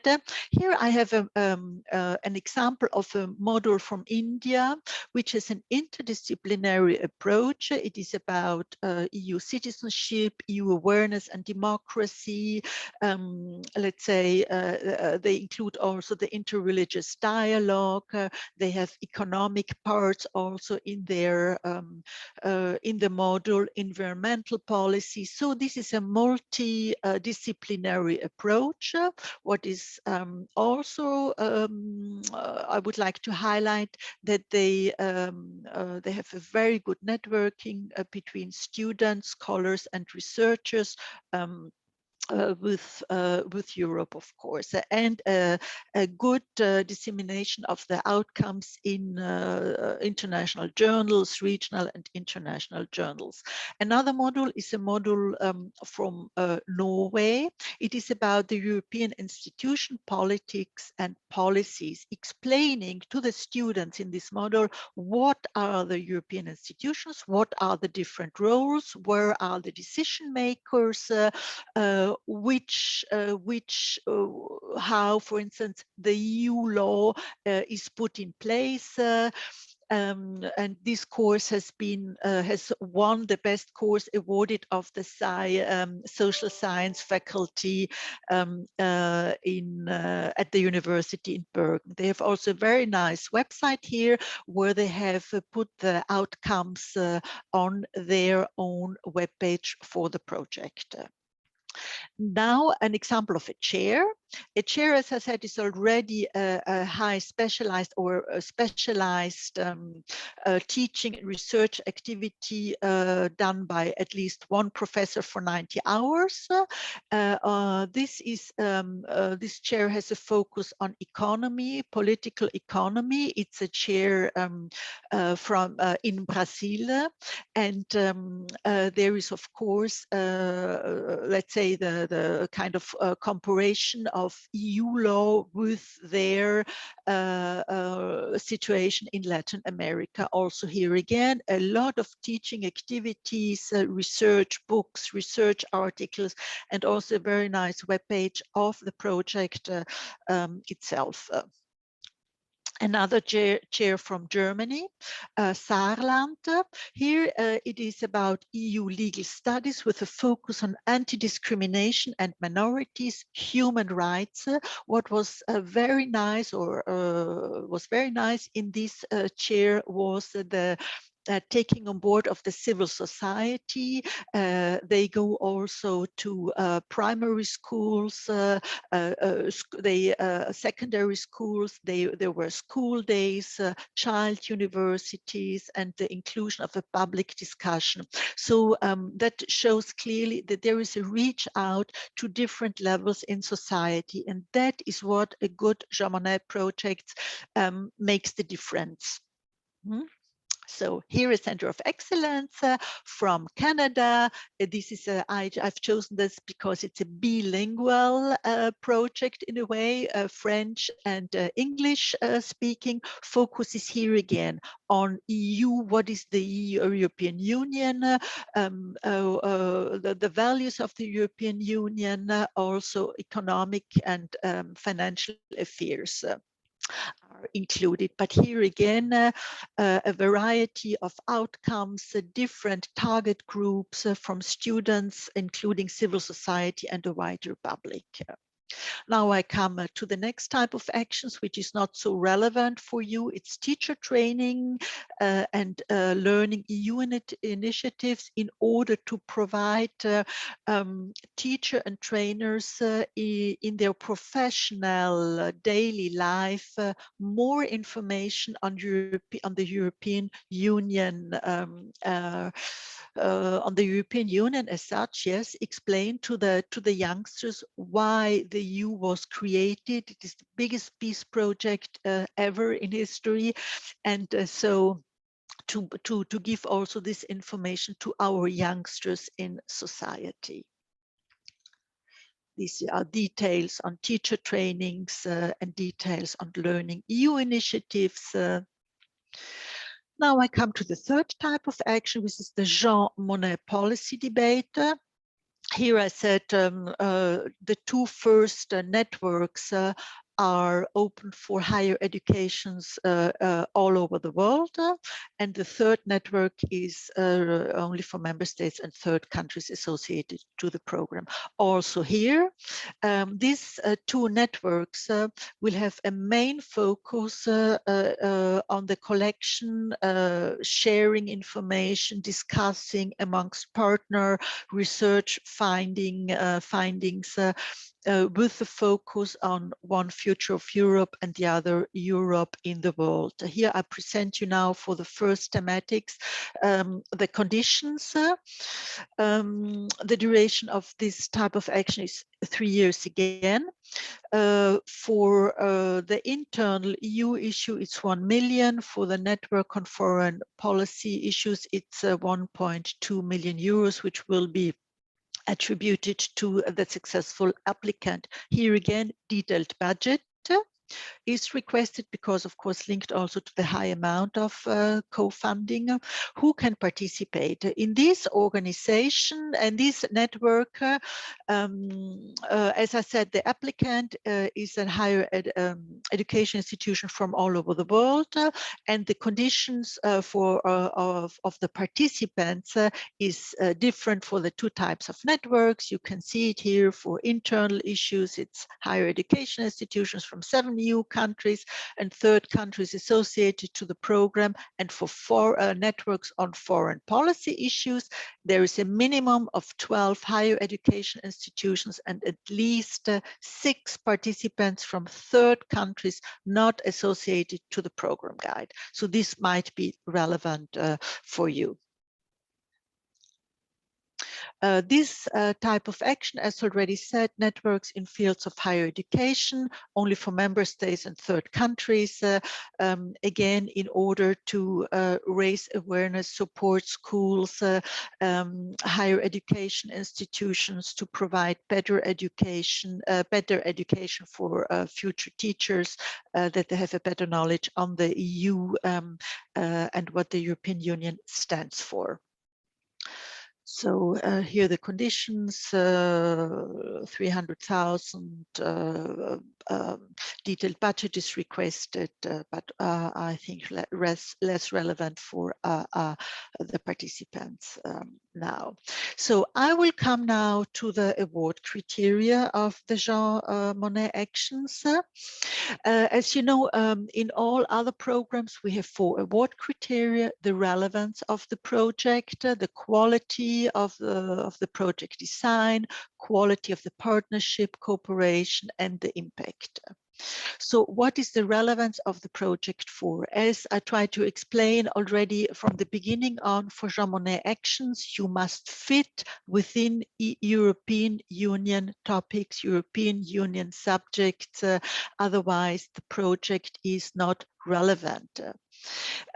For Jean Monnet, we do not have priorities such as in other, let's say, actions, but what we have, if you have a closer look, for instance, in the eligibility criteria in the program guide under relevance for modules, there we have 3 priority target groups. One target group, and you should highlight that and speak about that in your application. One target group, priority target group, are higher education students of European Union studies. Another priority target group is our higher education students that are not automatically in contact with European Union subjects. So if you say you offer a Jean Monnet module in your university on, let's say, the European Union, explaining what the U stands for, explaining what are the different roles of the different institutions, and you offer this to students who do not come into contact with EU studies, such as students in agriculture, students in architecture. These, you can highlight this as a priority targeted group. And the third priority target group are third countries not associated to the program. So you fall also under this priority group. Please mention it in your application, because all those small details make the difference for a good application. So the relevance, as I said, must be within EU studies, EU integration studies, as I already explained. The second award criteria is about the quality of the project design and implementation. What does this mean? This is about the work program, that you explain what are you going to do. Not only write in your application, yes, EU studies on EU law, EU Green Deal, pollution, etc. But you must always explain it also in your detailed descriptions, because we have many projects where the applicants think, okay, I write just these nice EU words in the topic, but I don't find it anywhere anymore in a detailed description. So please explain in the work program what you're going to do. And here I wanted also to say, you have to fulfill the minimum of hours as for the different, let's say, teaching and research actions.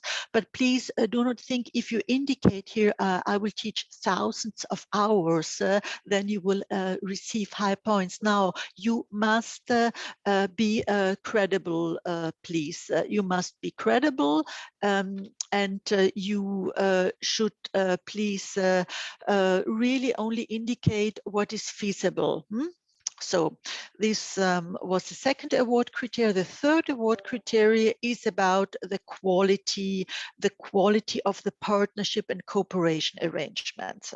For Jean Monnet, you do not need any partners. We have mono-beneficiary agreements, except for the networks in the third action I just explained to you. So quality of partnership and cooperation arrangements, of course, is also applicable for Jean Monnet, because they harmonized all the award criteria for all actions. And what does this mean here? This means here that here you should explain the quality of the team. For a Jean Monnet module, you should explain who is teaching. There it can be several professors or persons, academics experienced in the relevant EU topic, but you should make this their competence, prove it in their CVs, in the publications. So the quality of the team regarding the academic stuff, but also the quality of the persons who are not academics. Maybe you're organizing a conference, you're organizing a meeting. There you should also show that those persons are experienced persons in doing what they are doing. So you should explain the competence of the key stuff involved here, please. Then the fourth award criteria is the impact, dissemination, and sustainability. Here you should please explain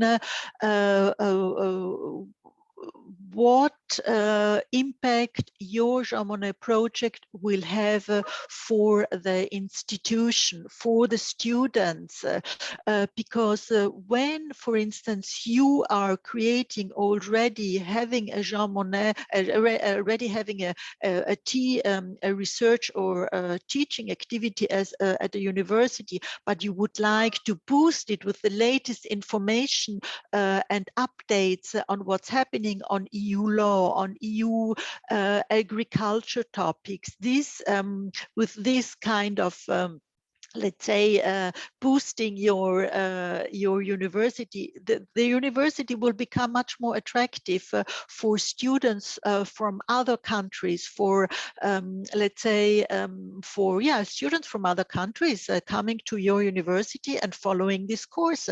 But of course you will also attract students, your own students, if you provide them with relevant and latest information on EU studies.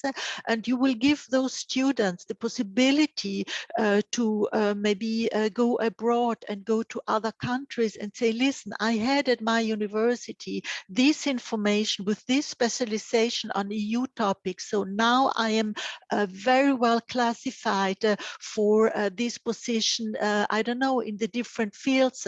And if, for instance, students, as I said before, are studying architecture, there is the relation to the EU studies is not so much there. But if those students receive also an information about the European Union, the organization, how it works, this is an additional tool in their curriculum to apply within within a job. So this can just be an added value.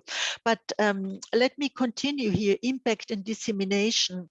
So within this award criteria, you should explain what you're doing to make your Jean Monnet action visible. Will you create an own web page and upload there the different outcomes, results, provide, let's say, online courses there for other people interested in this activity? Will you publish there something? Are you going, when you have your open days at your university, maybe give a short course on again European Union institutions? So you do not have to invent the the wheel again, but just think what already existing dissemination, let's say, possibilities you have, and you can include Jean Monnet there. And if this is the case, please mention it in this fourth award criteria, because I will tell you why.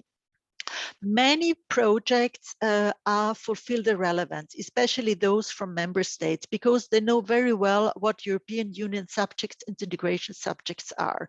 So you can gain many points at the last award criteria impact, because this is always a little bit forgotten and not really, let's say, tackled in a very detailed way. So there you can gain points.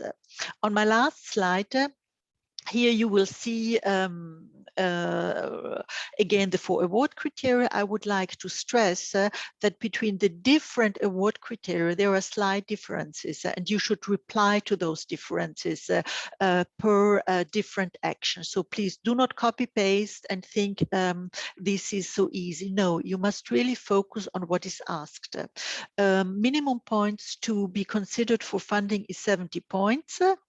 Out of 100, but here with 70 points, you are not very close to the funding, because the funding is much higher. The funding points or be selected for funding is around 80, 85 points. So here again, I explained you the differences between fixed lump sums for chairs and modules. Here we have fixed amounts for the whole duration of the project, and only for centers of excellence and networks, there is a detailed budget requested. Now, information you might have already received regarding the next call. The publication of the program guide was end of November. The application forms for the next call should be available very soon, certainly before Christmas. We received the information that it still should be this week. The deadline for submission is the 1st of March, and then eligibility, evaluation period, notification of results, preparation, grant agreements, etc.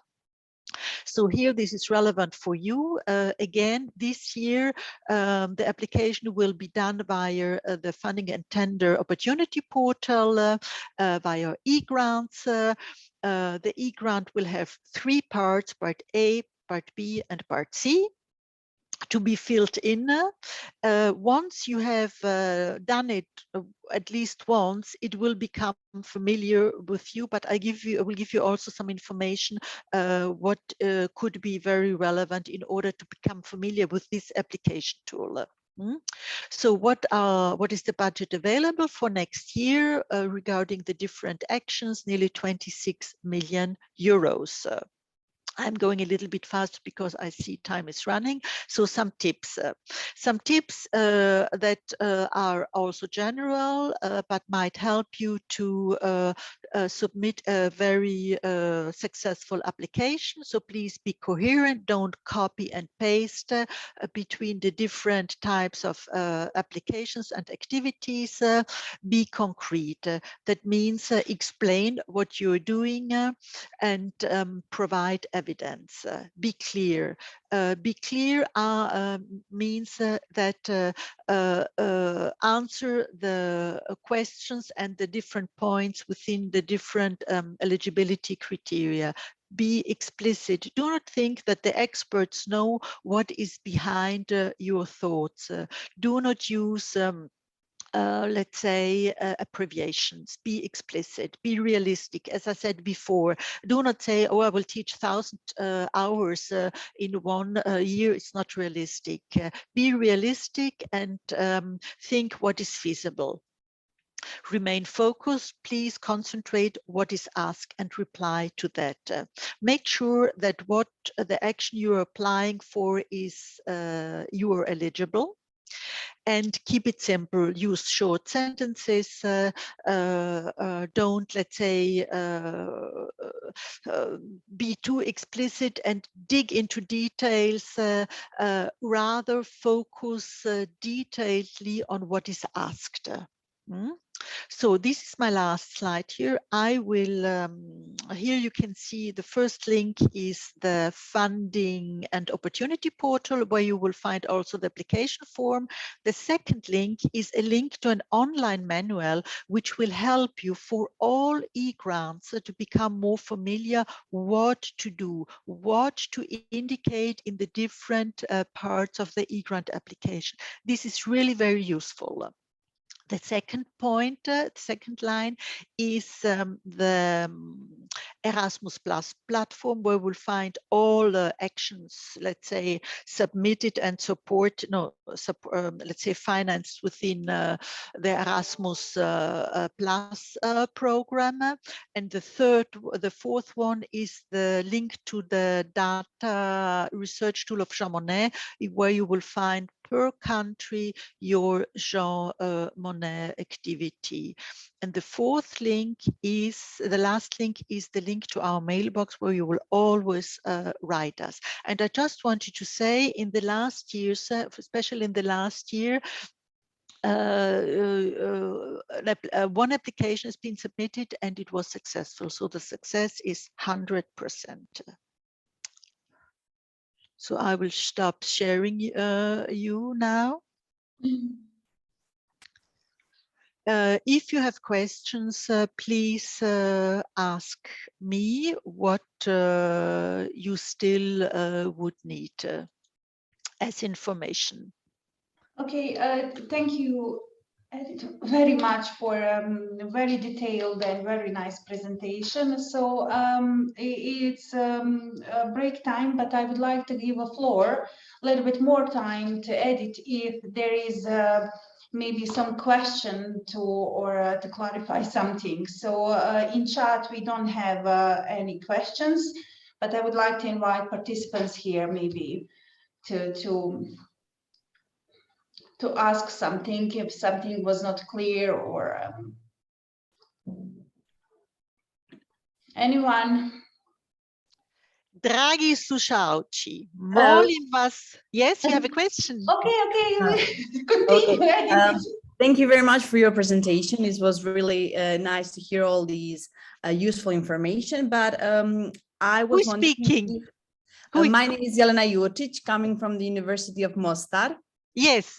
Hello, and, Jelena. I would like to ask you, I got the information that the courses, the modules could be taught in our local language. Is that true? Oh, and in that case, could the dissemination be in the local language?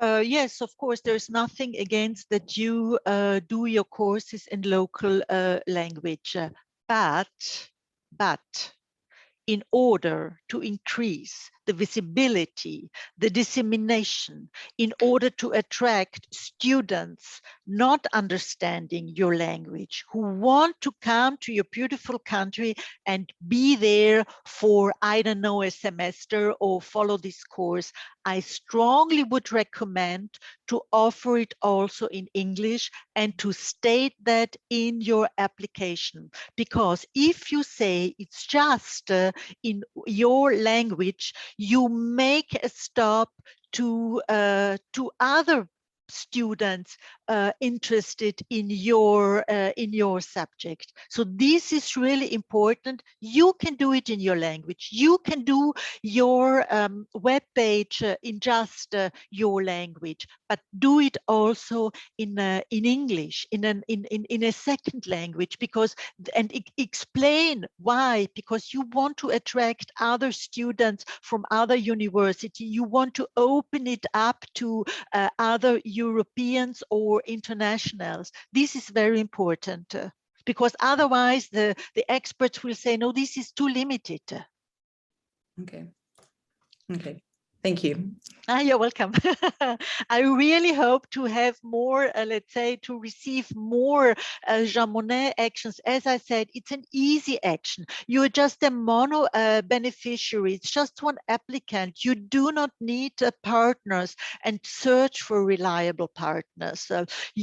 I'm sure in all universities in your country, you have the need to explain more about the European Union, even basic courses, what the EU stands for, the history, what is the role of the different institutions, how does European law happen, what are the different processes. You will really help your students from your country to get this information and to be even more, let's say, attractive for the market, to work in other countries, to work in different fields.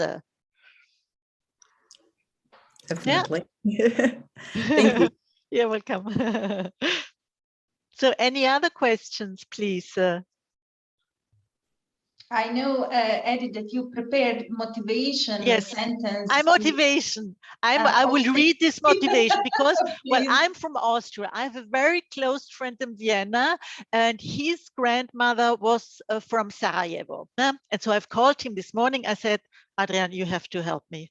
I have to do a speech. They will all laugh, but he did it. So I will read it to you. Okay.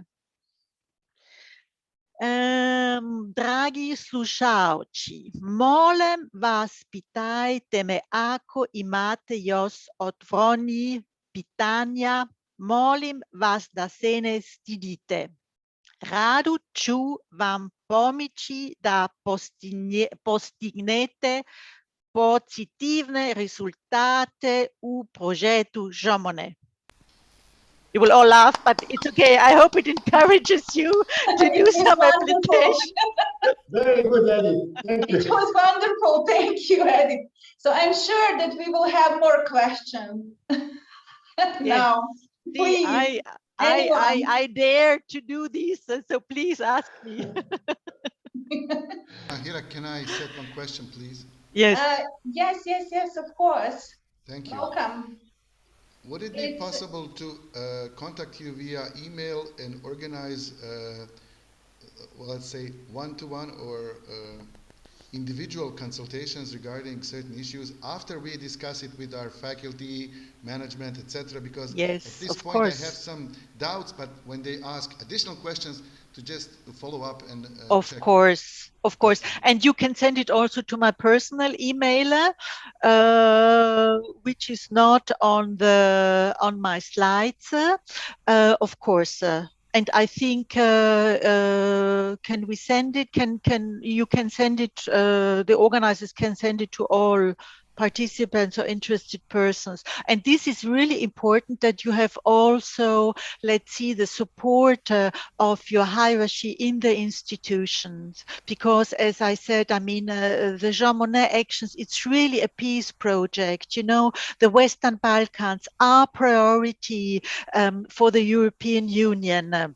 And as I explained to you, in the Jean Monnet actions, the focus must be on European Union studies, and you can really just do good things to your institution, to your students, in order to provide them with more information on the EU topics.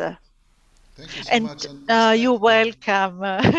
We will contact you, definitely. Yes, yes, yes. So please do so, and do not please think if in the past, I have applied, I was not funded. It does not help if you stand in your corner and cry. You must stand up, take the application that was not, let's say, financed out again, work on it again, but not only on the very general feedback you usually get why you haven't been selected. Dig into it again, because if you do not do another application, all the others will get it. You know how many applications we received from Russia? This year only 200, last year, I don't know, 400. And from Bosnia and Herzegovina? Less. That's why I'm there. Please come up to 200 applications, then I'm happy. Okay, thank you so much. Okay, thank you, Marco Antonio, for your question. Also, I would like to thank to others. There was also one question related to this presentation. So following the event, we will publish all presentation, including other relevant documents. So you can find it at our web page. So tomorrow or day after tomorrow, we will see. I think this is all for now. Okay, thank you so much for amazing presentations, and you were really so detailed and clear. So, and I hope that we will have much more Jean Monnet projects in the new fall. Please do not hesitate to contact us in time, not 1 week before the deadline, because 1 week before the deadline, which is the 1st March, your presentation should already be ready. I don't want to say that you should work during Christmas on that, but start now, think about it, and send us questions or send to me questions so I can guide you, because it's frustrating. I know if you put effort in it, but you must always think you must not fulfill it 100%. You must do it at 120, 30%, because the competition is high. And I've given you some hints today where the priority groups are, what you should spot out, for instance, in a module, and then go into details within the different other award criteria. But I think the module and maybe a chair is the most realistic. That would I would do. You can apply for more chairs, but if you apply, take it serious, because otherwise it's really just a waste of time and energy, and then you will be frustrated and say, no, I won't do it anymore. No, no, no, no. So please, Thank send us your concerns. Also, to underline once more that the procedures are very simplified. So, and also all information could be found at funding and tender opportunities portal. So everything is there. So it's very easy actually. So just to be enough motivated to do so. Okay, thank you. Yes. Thank you, Edith, very much. You're We will be in welcome. touch. Thank We you. as Yes, Erasmus absolutely. office, we as Erasmus office also are here every day at your disposal in case you need additional information, clarification, or anything. So you can also write to us. So now we will have a short break, maybe 15 minutes break, and we'll have very short final remarks. So just to be back at 12:45, please. Thank you so much.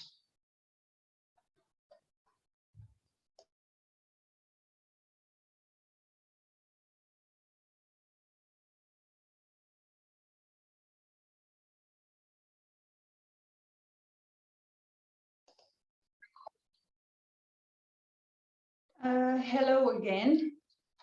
So I would like now to announce the star of the day, Mr. Suad Muhibic, the head of National Erasmus Plus Office, to present the capacity building in higher education. Suad, the floor is yours. Thank you. I think Mahira is asking for a salary increase, probably. Okay, I will try to share my presentation with you if I manage. Okay. Can you see now? Yes, it's good. Could you please enlarge? Yes, yes. Okay, here we are. Okay. Thank you. You're welcome. First of all, okay, I think that the action that I will present is really not new at all, and it started with the tempus, as you have seen the banner behind me. It's quite old, but we still miss the old days of tempus, and so basically capacity building in the field of higher education is a continuation of the previous Erasmus Plus previous programs, starting from the tempus and then through the Erasmus Plus, and now we have this latest phase. And but I will not really go into very many details because I assume that you know a lot about this action. But I will just try to be focused on the most important issues that are new, because it's like iPhones, you know. Every year they have some new features in it, and it becomes even better.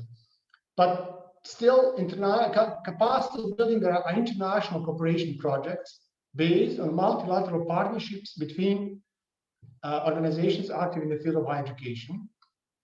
The main aim is to support the relevance, but also quality and modernization of higher education institutions and systems as well, especially structural projects. You will see that structural projects are aimed at modernizing the system as a whole. As of this year, the focus is on inclusion, accessibility, and equality. Please remember these words, because these are really important words, which you have to you will hear it throughout the presentation. And also, if you read the guide, you will often encounter inclusion and accessibility, equality, and other horizontal priorities. Again, the aim is also to strengthen higher education's wider economic and social ecosystem, not only higher education institutions, but a system. And if you develop projects, you should focus on addressing regional issues. And the regional issues are also, I mean, the projects have to be implemented in cooperation with partners from the region and the EU, but put also a lot of emphasis on new approaches and initiatives are strongly encouraged. So if you can think of regional projects that have innovative approaches and initiatives, you are increasing the likelihood of the project being accepted for funding. But here, let's start with the purpose. I think everything has to have a purpose. So the projects, capacity building projects are not an exception. So when you start, I think at this stage, the call has been published, and you are probably asking yourself the key question. Okay, and that's where to start. And I would suggest starting with the needs analysis. You have really to look at your needs and see and try to spot the gaps. Where are the gaps? What needs to be done and how it could be done? Of course, you will have probably a lot of needs, but you have to prioritize. You have to see what's the most important and what is not so important at this stage. You may also identify some ideas or needs that may not be addressed through the capacity building action. For instance, you may want to build a new building or furnish it with new furniture. I don't know. These are not type of activities that can be addressed through these projects. But only the needs that are supported by this action can be eligible. So you also need to, when I say the needs, you will see the third countries not associated with the program. I also do not prefer this new terminology, but we have to deal with it. And so Bosnia and Herzegovina is a third country not associated with the program, and but the third country doesn't really mean anything bad. I mean, the US and Canada are in the same group, so it's just the new terminology, and so all capacity building projects will need to address the needs of the third countries included in the projects, but they will also need to be matched with the EU priorities of the countries involved. You should focus also on maximizing the benefits to third countries not associated with the program like Bosnia and Herzegovina. Okay, on this side, you see just some general objectives. And there are really a wide range of possible objectives that you may think about when designing a capacity building project. For instance, you can decide to modernize higher education institutions or higher education system as a whole. Especially structural projects are the most appropriate for reforming the system or systems. And then you can also think about projects that have more societal impact, inclusion or accessibility or innovation, governance. But again, the key word to remember here, this year in this particular call, is inclusion, innovation, and also societal impact. These are new features of the new program, of new action. So on this specific slide, I really ask you to pay a lot of attention to this. Why? Because these are the specific objectives of the capacity building action of this new program, and you have to address it. As I mentioned before, you will first start with analyzing the needs of your institutions, and then you will need to match them with these specific objectives. So anything outside of these objectives will not be considered eligible. So you can either opt to improve the quality of higher education institutions in the countries involved, meaning third countries not associated with programs.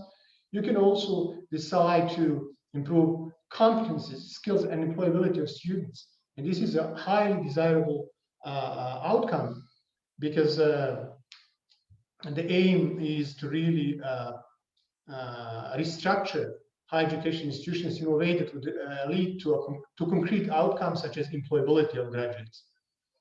Then you always, in all your project ideas, you have to think about inclusive education, equality, equity, non-discrimination, and you will see inclusion is one of the horizontal priorities of the European Union, of the Erasmus Plus program, and it should be addressed in all your activities. You can also think about projects that would enhance the quality assurance, management, governance, innovation or entrepreneurial capacities, but also internationalization of higher education institutions, basically building the capacity of these institutions, or reforming higher education institution structures, how they function, for instance, adding new units to higher education institutions, etc., etc. It should lead to the increased capacities of HAES and bodies in charge of higher education to modernize the higher education system. And by this, I precisely mean structural projects, which I will talk about later on. You could also try to improve, you can also decide to improve training of teachers and continuous professional development. And this has to be done in close cooperation with the business world. So again, one of the new features of the capacity building is building stronger links with the business community. So you have to really work with enterprises, with companies, and whatever you do. And if you try to reform the curricula, then do it in close cooperation with companies. Or stimulate cooperation with institutions and exchange of good practices. Again, cooperation is the key. And again, the whole key action 2 is about cooperation and promoting cooperation, regional cooperation, and access to different regions in the world. Again, these are a specific objective. Of course, you don't have to address all of these objectives. You can focus on some or one or as many as you wish, but you will get some ideas of where to start and where to go. Then, now assuming that you have identified the need of the institution and you understood the specific objective of the capacity building action, now you should start thinking also about what type of project you should develop. Basically, you have two choices. One is to go for a national project or for a multi-country project. But if you go for a multi-country, of course, multi-country can be involving only higher education institutions from one country or from several countries not associated to the program. I would really like to highlight here one important issue, because if you decide to develop a project, a national project, then you need to involve at least one not associated third country, or we call them third countries not associated to the program. And from that country, let's say you include Bosnia and Herzegovina, and from Bosnia and Herzegovina, you will need to have a minimum 2 higher education institutions. There is no, of course, limit as it was the case before on the number on the maximum number. You can have as many as you wish, but the minimum is 2. And in addition to that, you need to have at least 2 countries, either EU or third countries that are associated with the program. And you have to involve 1 higher education institution from each of these EU or associated countries. So national project will have to have at least, in this case, 1 plus 2, which 1 plus 2 countries, and there is no limit how many maximum institutions you have, as I said. If you decide to have a multi-country project, then you have to have 2 plus 2 countries, 2 from non-associated third countries and 2 from associated third countries or EU member states. And again, from the non-associated third countries where Bosnia belongs to, you have to have 2 minimum higher education institutions, and from EU or associated third countries, you need to have 1 higher education institution from each of the involved countries. Again, it may be a little bit, it may sound a little bit complicated, but it's really not that complicated. And please pay attention to this, because this is an eligibility criteria. I mean, unless you fulfill this criteria, the project proposal will not be considered for further evaluation. And maybe on this slide is better to explain. National projects, they have to be, I mean, the topic selected has to be relevant to the country. In this case, you have Bosnia and Herzegovina, you have a proposal that's based on the needs of all higher education institutions involved from that country. But you should also try to balance the involvement of and benefits of participating countries, HAEs that are not associated with the Erasmus Plus program. Of course, there are no limits how many partners you should involve, but you should pay attention to this because the partners involved should have clear roles and benefits. And you will remember one of the criteria is quality of the partnerships. So the quality of your partners will be one of the factors that will decide whether the project will be accepted or not. For the Western Balkan region, because the Western Balkan, Bosnia and Herzegovina, as you know already from the previous slides, presentations, Bosnia and Herzegovina belongs to the Western Balkan region. And why I said strength 3? Because strength 3 is the only option if you go for national projects from Bosnia and Herzegovina. Why?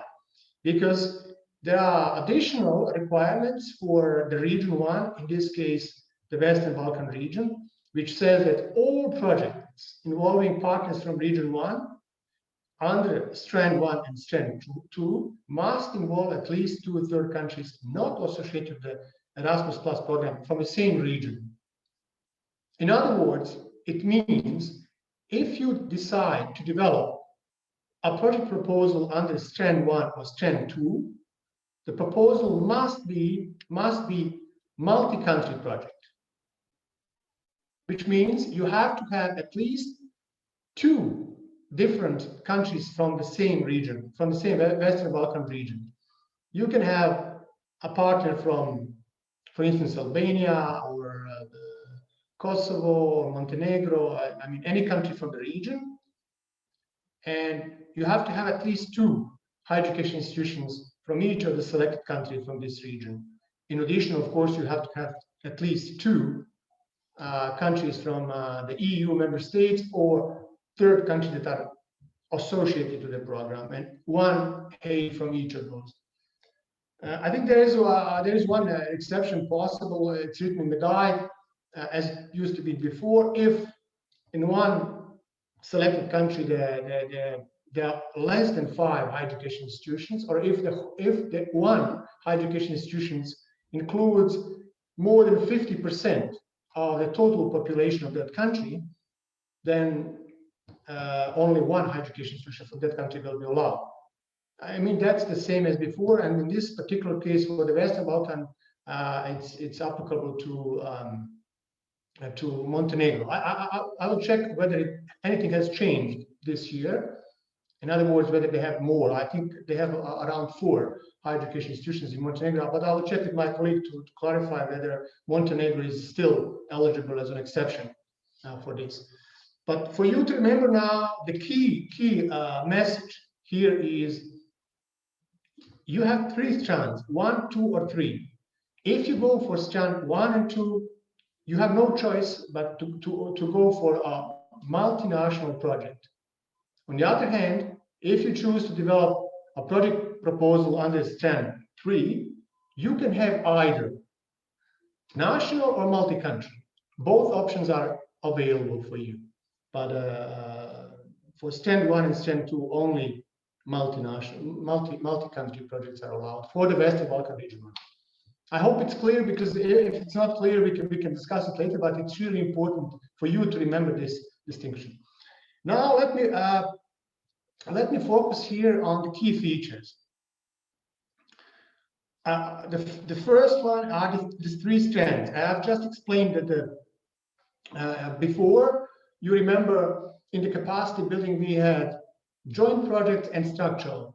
just two distinctions. Now we have one additional option, and that's strand 3. And strand 1 we will explain it later, but for the time being, remember that all capacity building projects can be either of the 3 strands.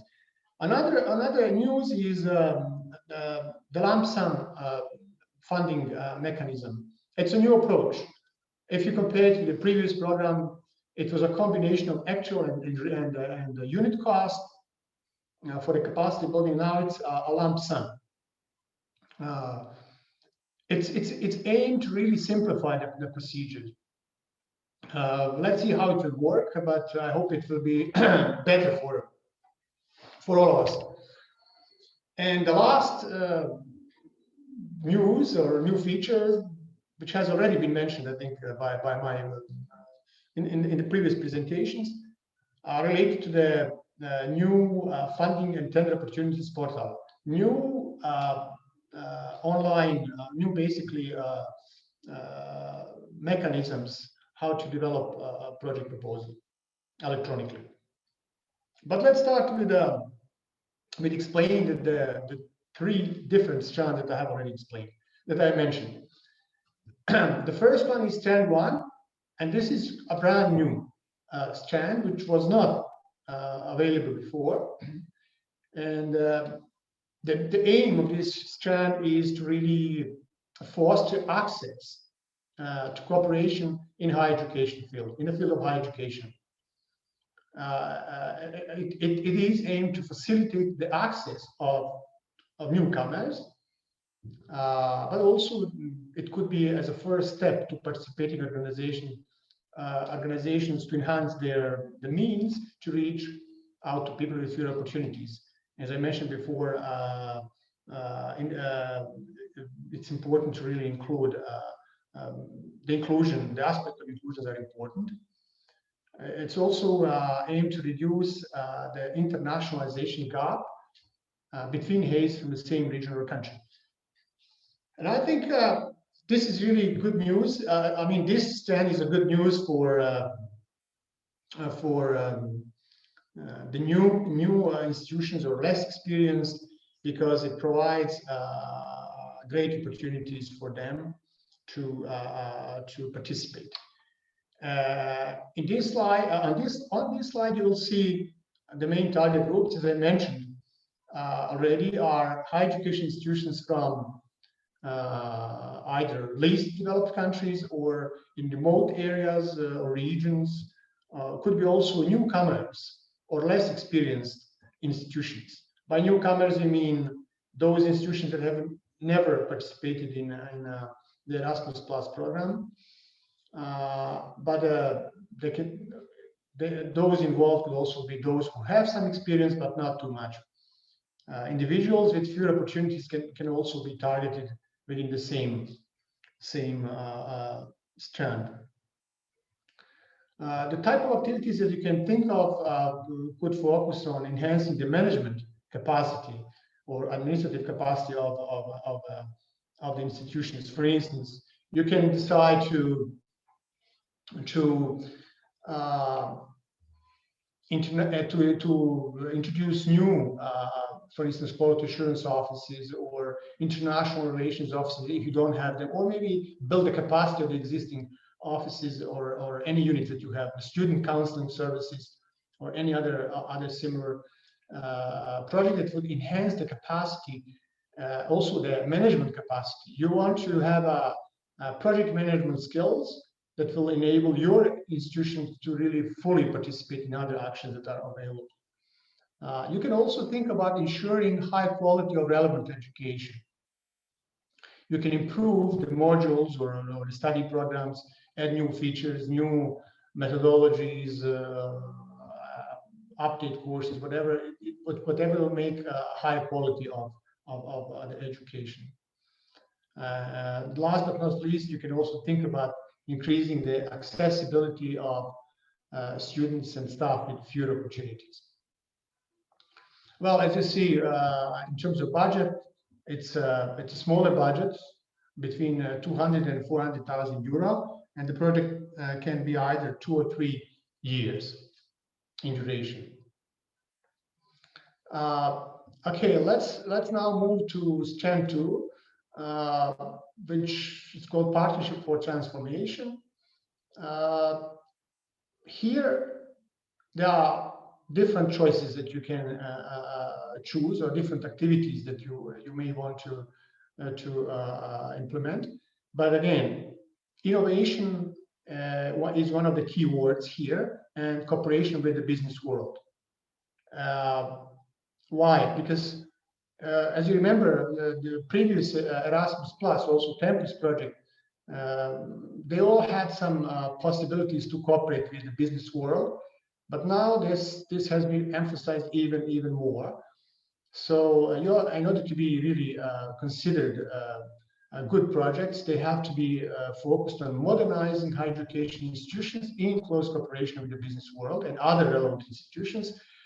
It could also you can decide to introduce practical learning schemes, again linked to the businesses.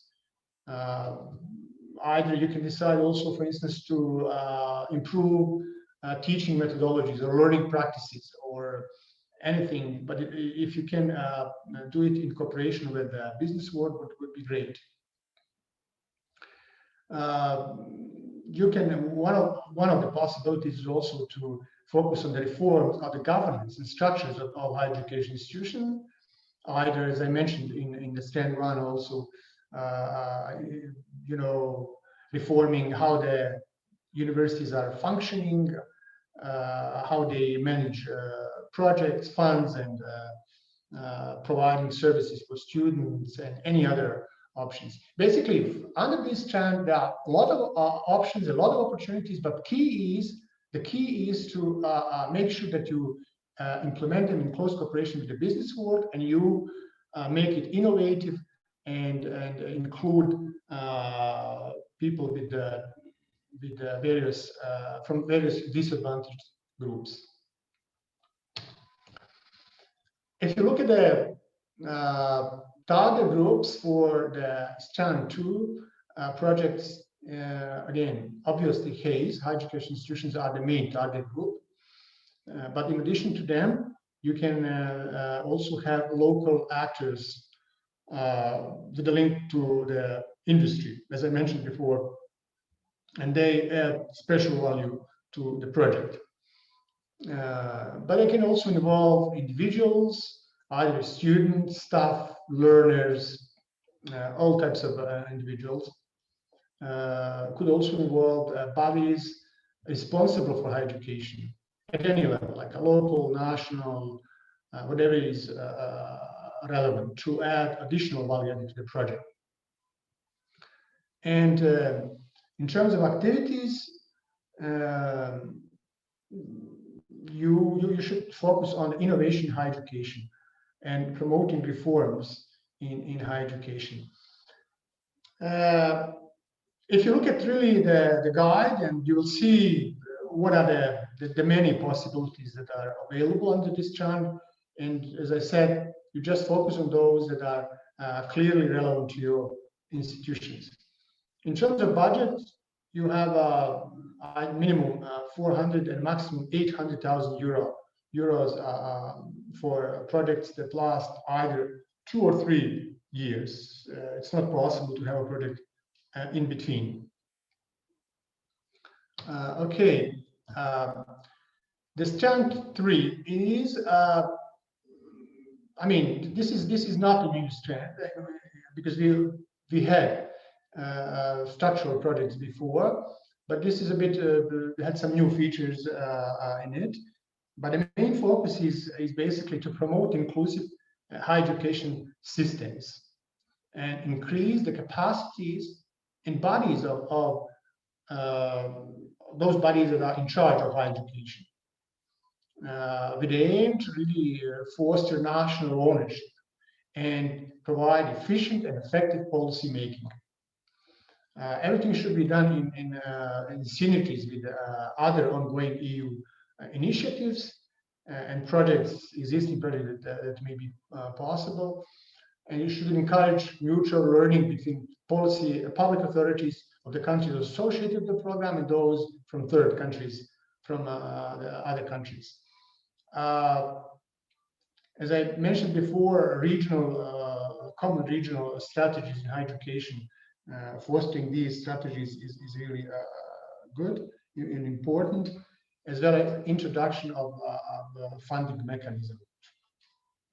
But let's see here on this slide, who are the main target groups.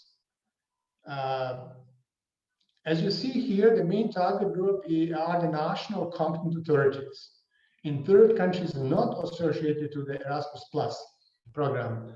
And these can be either ministries or relevant agencies or any other competent authorities that are in charge of higher education from third countries not associated with the program. And then they can also target higher education sector, different actors and bodies and associations responsible for higher education institutions. Of course, higher education institutions are one of the targets, and every project proposal has to be submitted by higher education institutions. So no other institution can act as applicants in capacity building actions. Activities, there are basically three types of activities. The first one, policy making, which should focus really on providing expert advice, training on policy issues, establishment of representative bodies, etc. But could also focus on implementation of tools, for instance, quality assurance, credit system, accreditation, recognition, etc. I'm sure you will recognize lots of issues here that could be basically addressed by structural projects in Bosnia and Herzegovina. Also, internationalization, like supporting the Bologna type reforms, surveys, studies, many different ideas that can be again here. And of course, the funding for this type of is between 800,000 to 1 million euros. And also you will see that these projects last longer, either 3 or 4 years, because there is more time is needed really to implement these projects, structural projects, because they're more complex, more demanding, and also important for the structural project is they must include relevant ministries. So it's not possible to have, but it was also the case before, so it's not a new feature. Okay, now I will move to the next important issue, is related to regional priorities. And this is this is one of the new features as well. According to the new Erasmus Plus program, capacity building strand, capacity building action, applicants, when they define, when they develop their application, they have to define the priorities. And you will see, once you go into the application process, you will see the part 1, part A, part B, and part C. In part C, you will find these regional priorities. And for the first 3 regions, including the Western Balkans where we belong, you really have to first choose one, we call it overarching priorities of the European Union.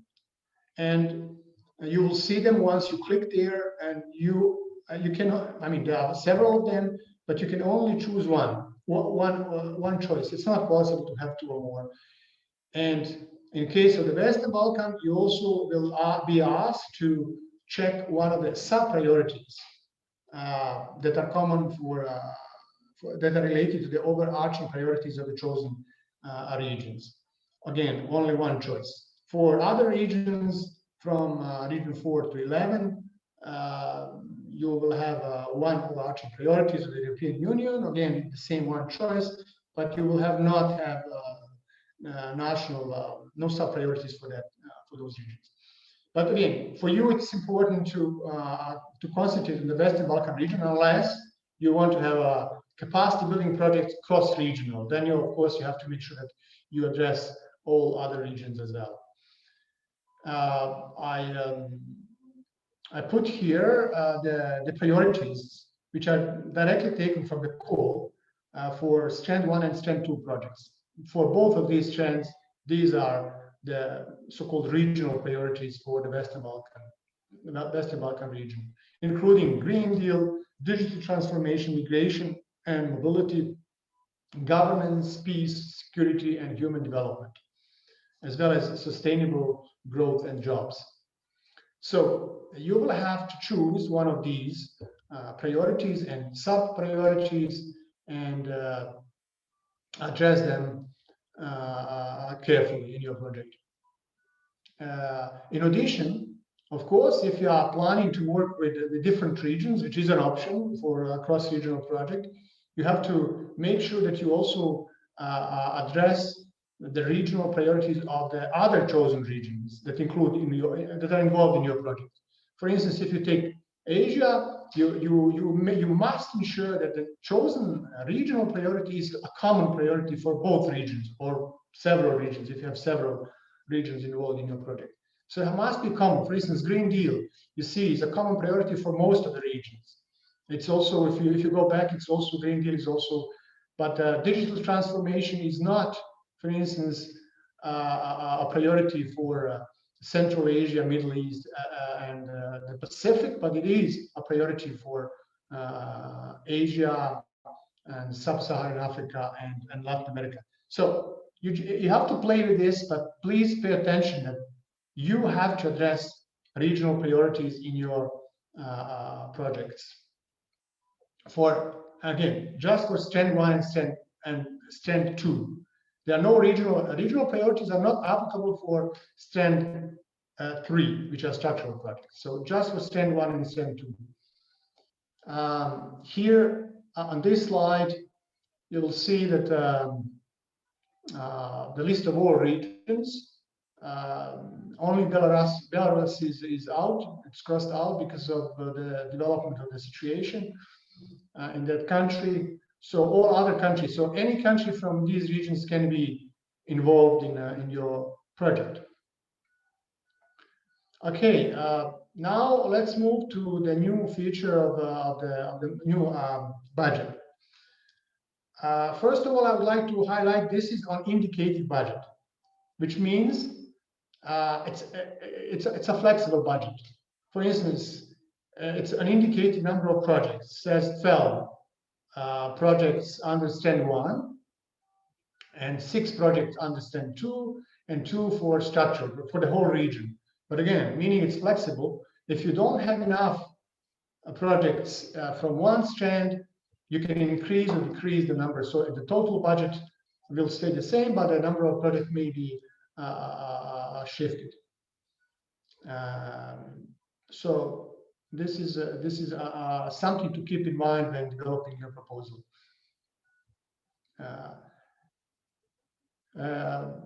This has already been mentioned, the lump sum 2 approach. It's a new approach to the capacity building projects. I hope it will be really better, more simplified. But the way how it functions, basically, you have at the time when you submit a proposal, when you develop your application, basically before you submit it, you develop it, and it must provide, your budget must provide detailed estimation of cost, and it must be split in lump sum per work packages and per each beneficiary. You will see when you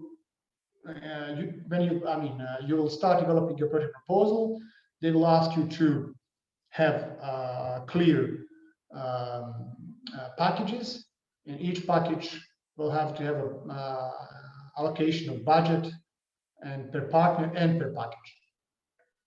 And then you will submit that within your application, and then evaluators who will be assessing your proposal will also assess the cost that are detailed in the evaluation procedures, and then they will provide some recommendations.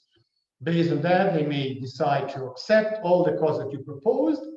They may also decide not to accept some costs or change some.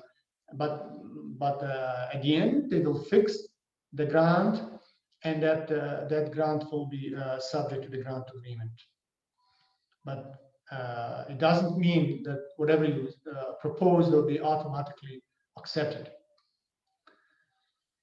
I have already touched upon this, but really is here is important to really highlight that a single activity is not a work package.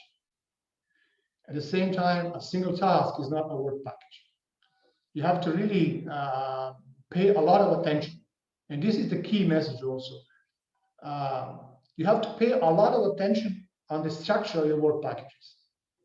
Why? Because it's directly connected to the lump sum approach. If you structure your work packages wrongly, then it will be really difficult to implement them, and as a result, it could have financial consequences because, according to the lump sum approach, the lump sum will be paid based on the outcomes achieved, not the inputs, but on the outcomes. So pay attention to this when developing this. And you have to have at least 2 work packages. One is management and the other one is dissemination. But you can have as many other packages, but please don't have too many of them. Try to have the minimum number of packages that you think are viable. It will make your life much easier later on. Don't go for many. I would suggest going to have between 5 and maximum 10 work packages. Otherwise, it will become really difficult to manage it. And applicants will have to divide their projects in work packages. I already mentioned it, and they will have to have budget attached to each of the work packages. And each package will define the activities and outputs. So you have one work package, and you have clear activities that will be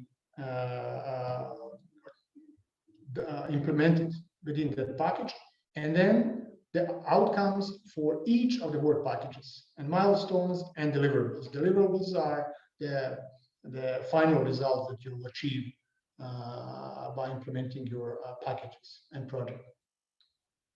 But you will see the detailed instructions how to structure your packages, and it's part of part B of the application that will be available. Again, this I don't want to really go into details of this, but once you have the access to the submission system, and then you will be able to download part B, including technical form and also this budget. And then when you do it, please read carefully the instructions, how to fill in the budget. And you will see, as an example here, you will see on the main page of your budget, one of the worksheets will provide detailed instructions on how to structure your budget. And you have to pay close attention to all of these instructions. It will help you structure it properly.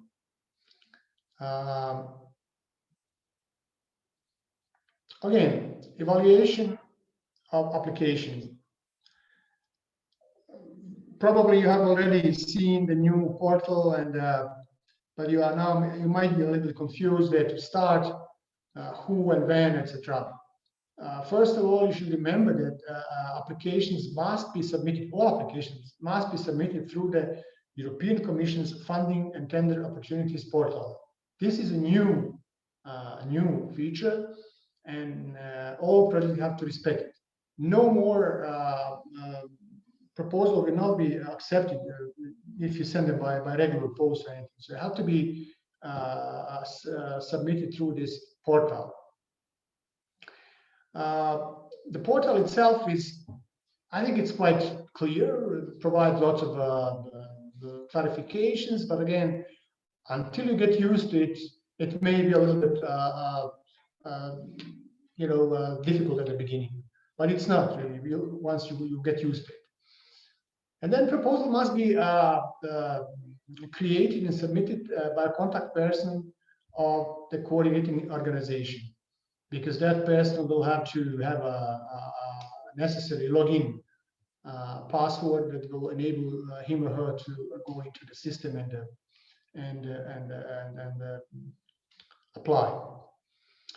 The deadline is 17 February, and but of course, as mentioned before, I highly recommend to submit proposals as early as possible, at least a couple of days before the deadline, due to many difficult situations that may arise, or maybe technical difficulties, etc. I will not go into the details of each of these award criteria because it was already been mentioned before, but I will just say that each project proposal will go through different stages. It will first go through the admissibility criteria. They'll see if the proposal has been submitted on time, whether it includes all parts that needs to be included in it, and then it will go through the we call it how do you call it, criteria for eligibility. Pardon, eligibility criteria. Is it eligible or not? It's not eligible if you do not include a minimum number of higher education institutions or minimum number of countries, etc. These are eligibility, and then it will go through the exclusion criteria, whether your organization or group of organizations are in any of criteria like that are listed under the exclusion criteria. And then it will go to the selection and then to the award. And then when it comes here, it will be assessed by different experts, and scoring will be allocated to the relevance, quality of the project, design and implementation, of course, quality of partnerships, and sustainability. And if you see here on this slide, relevance and quality of project design have 30 points each, while quality of the team and impact and sustainability 20 points each. In order, any proposal to be considered for funding, it has to score at least 60 points in total out of 100. And it also has to have at least half, 50% on each of the award criterion listed here. So it's not enough to achieve the maximum score of 60 unless you have also scored 50% on each of the minimum 60%. But of course, sometimes we have equal score numbers, and then in those cases, priorities will be given to those projects that score highest under the relevance of the project or sustainability. So relevance, of course, is the most important, and the quality of project design.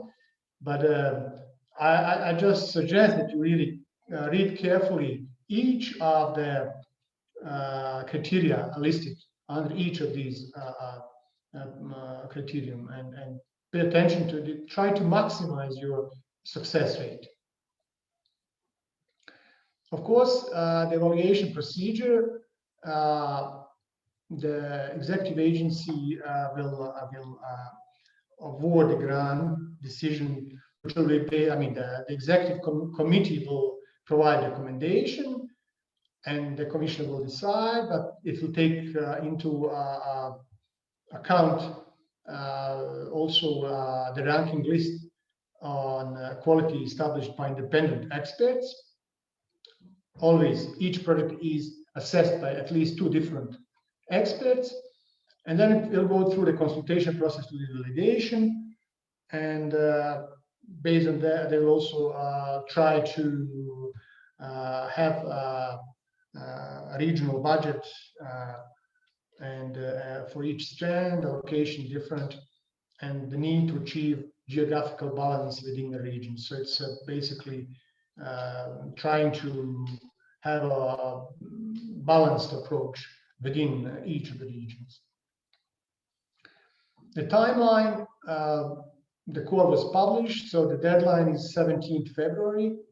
And then once you submit the proposal, it will go through the process. And the evaluation process will be done in the period between March and July. And hopefully by August, you will get information about the proposal, whether it's successful or not. And if successful, then you will start the project at the end of the next year, basically.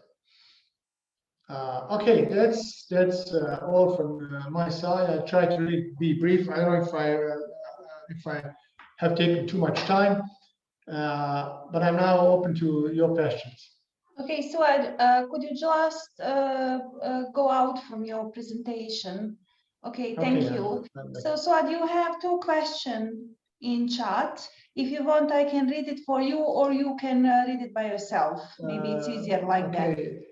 One is from Yelena. The first one is, could you please explain clearly, since it was not possible to get the information at previous info sessions of EATSA, whether there is going to be pre-financing as in Tempus and Erasmus Plus 2014-2020, or the cost will be reimbursed after completion of each work packages. Okay.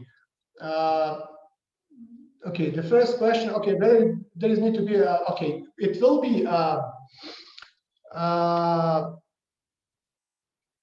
pre-financing. Okay, according to the lump sum, okay, I'll just explain maybe in the simplest way. You will, when you apply, you will just propose the budget.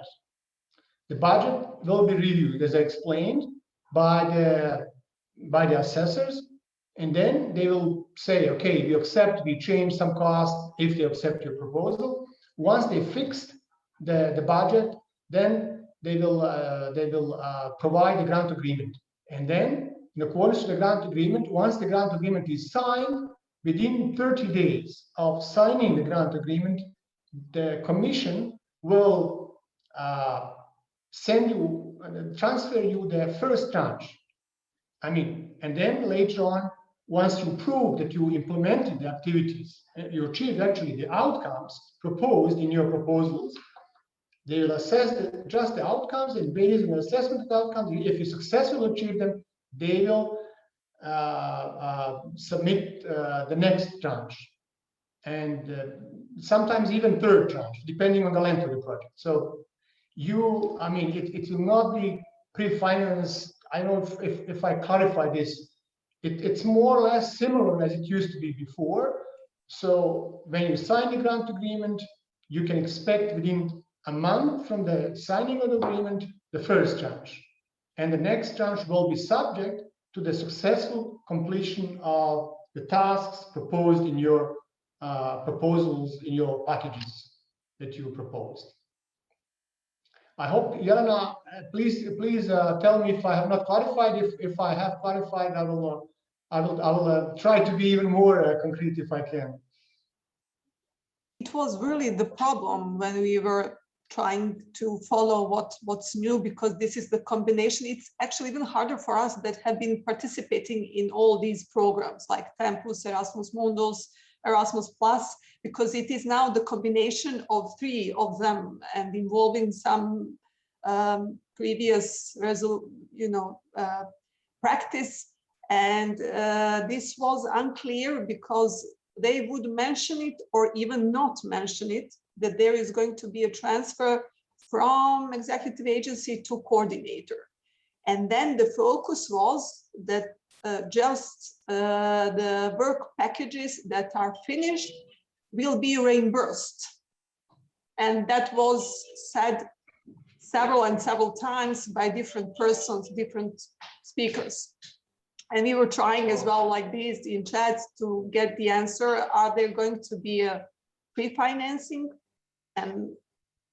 Or it's the situation that we will have to work on work packages without the money and then get the reimbursement from the executive agency, which would lead us to not possible participation in the project like many institutions. Because if you would have, for example, the equipment already would be the problem. You know that we need the money on our accounts to be able to start the tender procedure, so that would be already the problem. Then if you would have a like work package for trainings, that would mean go to travel, and then it would be on the individuals to finance themselves and then being reimbursed from the agency when the entire package is actually over. So this is something that was really unclear through entire info sessions. I don't know why they made this kind of Jelena, if I can just maybe provide a little more clarification. I think yes, now it's a bit clearer to me that the question. Yes, there is a pre-financing. We can say yes, there will be a pre-financing.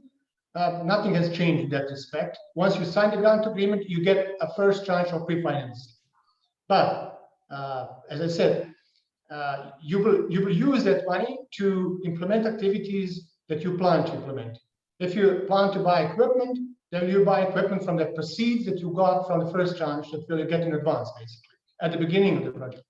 But the confusion might be the result of the new lump sum approach, which basically is a new approach which ties the payment to the eligibility of payments, basically, to the outcome achieved in both packages. In other words, you will get the pre-finance.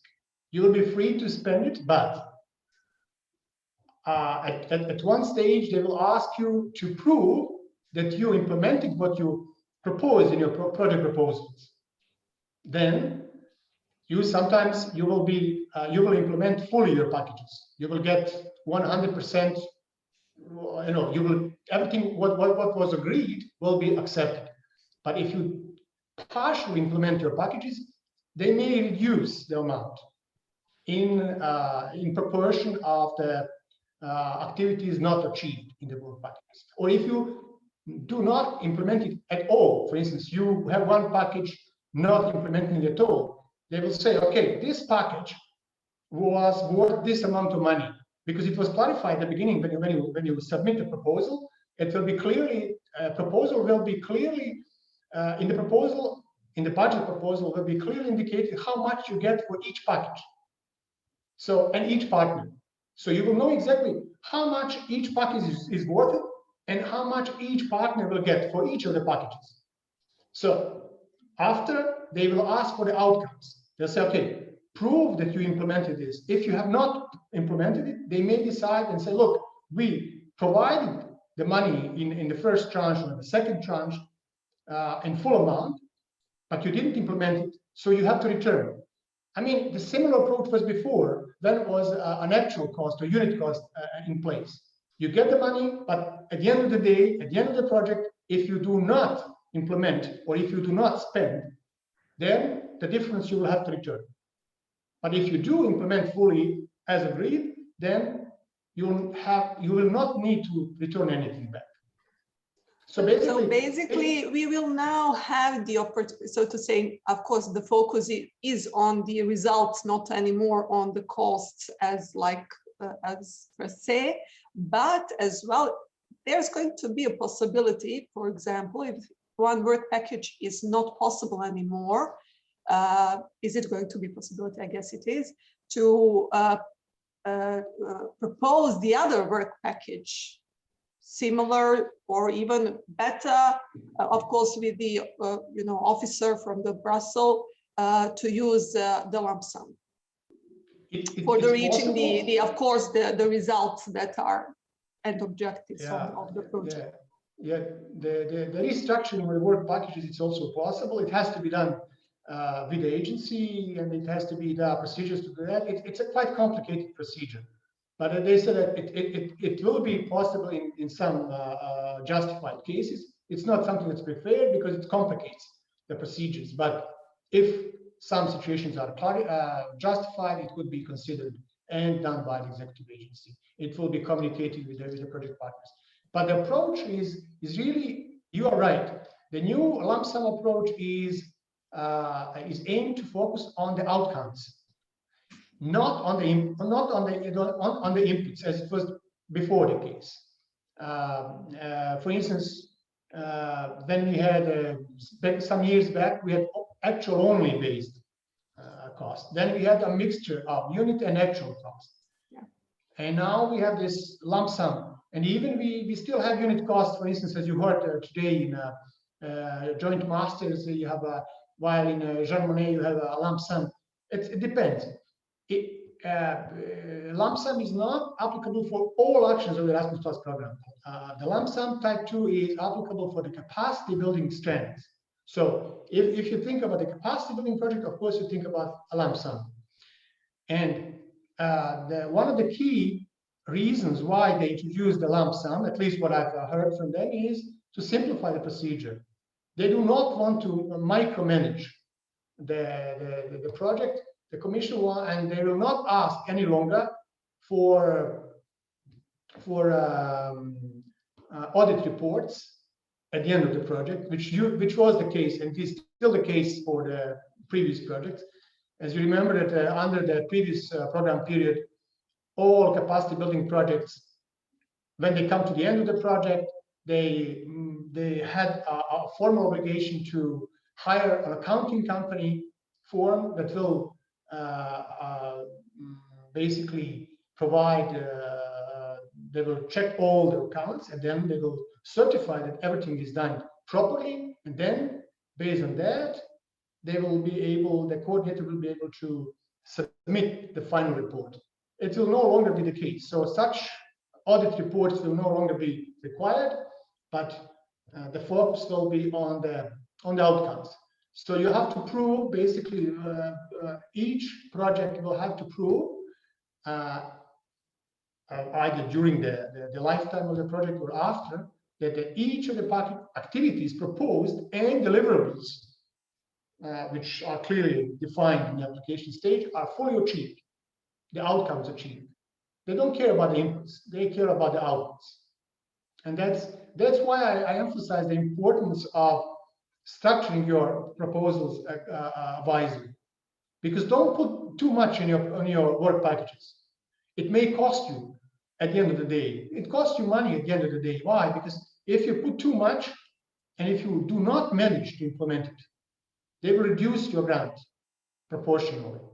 They'll say, look, you proposed everything, and then we agreed to the lump sum based on the activities that you plan to achieve, but you did not manage to achieve. We will reduce your grant in proportion to the unachieved activities. So it's important, whatever you propose, to be really feasible, and also to try to be realistic in terms of the costs, what you plan to. And when it comes to the equipment, of course, the equipment has to be purchased only for those activities that are directly related to the achievement of the objectives. And they also have to be purchased no later than 12 months before the end of the project. So if you have a 3-year project, then the last 12 months of the project. If you have a 2-year project, then 50% of the time. Yes. So excuse me for interrupting, but we don't have much time. So okay. What we have another question? Yes, we have another question from Adnan. Is the contact person submitting the proposal coordinator, or is this a new person? The contact person, as I said, it has to be, in my application, the contact person has to be from the applying institution, like the person who is authorized to have access to the portal. I think it was mentioned somewhere in my presentation. The proposal must be created and submitted by a contact person of the coordinating organization. So basically, it's the same practice as it was before. Yes, no changes. Okay, no. Understood. Thank you. Yeah. You're welcome. Okay, Suad, you have another question from Marco Antonio. Could you please? Okay. Excuse me, Suad. First question is from Jivana. Just have order. Okay, Could you be so kind, please, and clarify one more time, if we choose partner from Montenegro, other two countries must be from EU, or we can choose Serbia's as program country plus one or more from the EU. So if you choose a partner, could you please, if you choose partner from Montenegro, other two countries must be from EU, or can we choose from Serbia? Okay, look, it's very simple. If you decide to develop project proposal under strand 1 and strand 2, you must have a regional project, meaning at least two countries from the Western Balkan region. And from each of these countries, you have to have two higher education institutions, meaning two universities from Bosnia and two from Albania, for instance.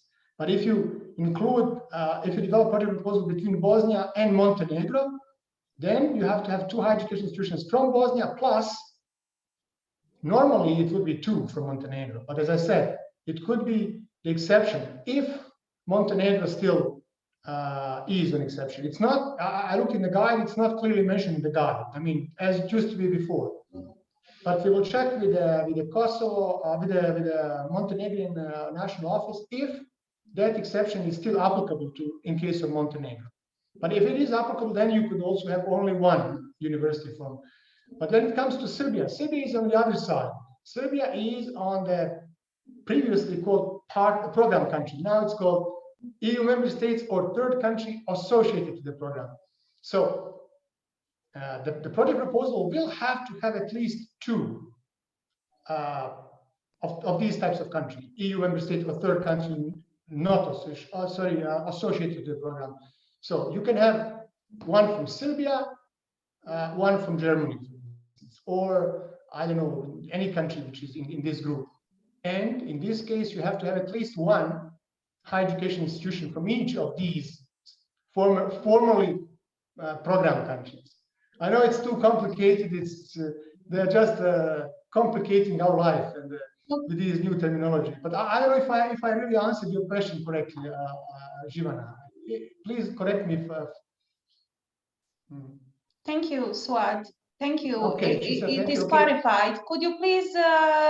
There is an additional question from Marco Antonio. Yes, we do not have a ministry at the state or national level that is authorized as competent educational authority, but the Ministry of Civil Affairs with the Education Department for Strand 3.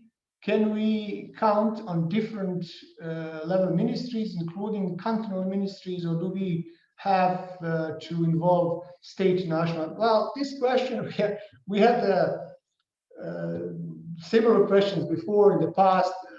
Nothing new has changed. Seen what is written in the guides, it has to be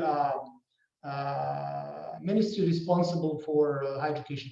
Well, Bosnia is a special case, and you have to choose really the ministry which is, or any other partner which is directly linked to the objectives of the call.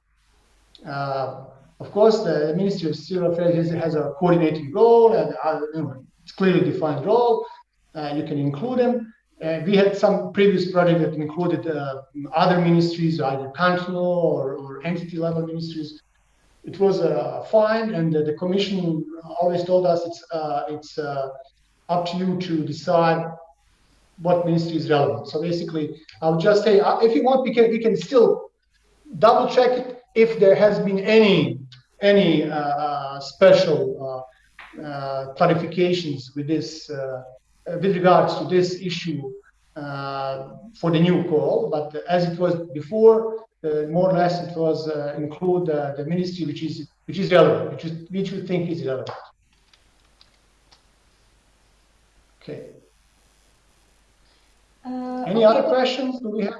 Thank you, Suad. There is no more questions. I don't know if maybe someone would like to ask the question in live.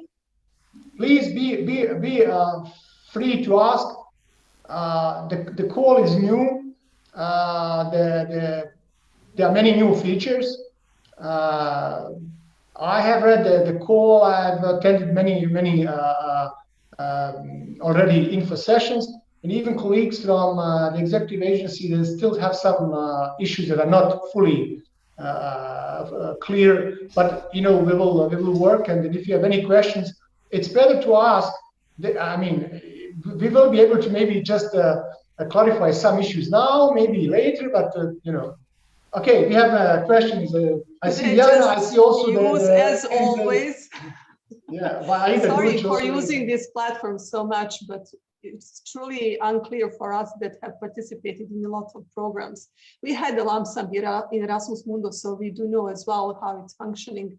But there are unclear things like, okay, for indirect costs that are back, we are certain what is that, but when it comes to co-financing now in the lump sum situation, that is something that we are not. Is it going to be the same as it was in the Tempus program, or it's going to be, since it's lump sum, it's not the the costs like direct cost like it was just direct like in Tempus? How we are going to prove them, so to say, these 10%? Is it going to be needed with the proofs, you know what I mean, with the concrete receipts, or it's going to be possible just through some additional work or work package, for example, that we are saying that it's going to be co-financing work package, so to say? Thank you. Yes, thank you, Jelena, for the question. I was anticipating this question also because with the new changing rules that I will just read to you what's written in the guide with respect to this issue of co-financing. It says, okay, co-financing implies that the EU grant may not finance the entire cost of the project. The project must be funded by sources of co-funding other than EU grant, e.g. beneficiaries' own resources, income generated by actual financial contributions from third parties, etc.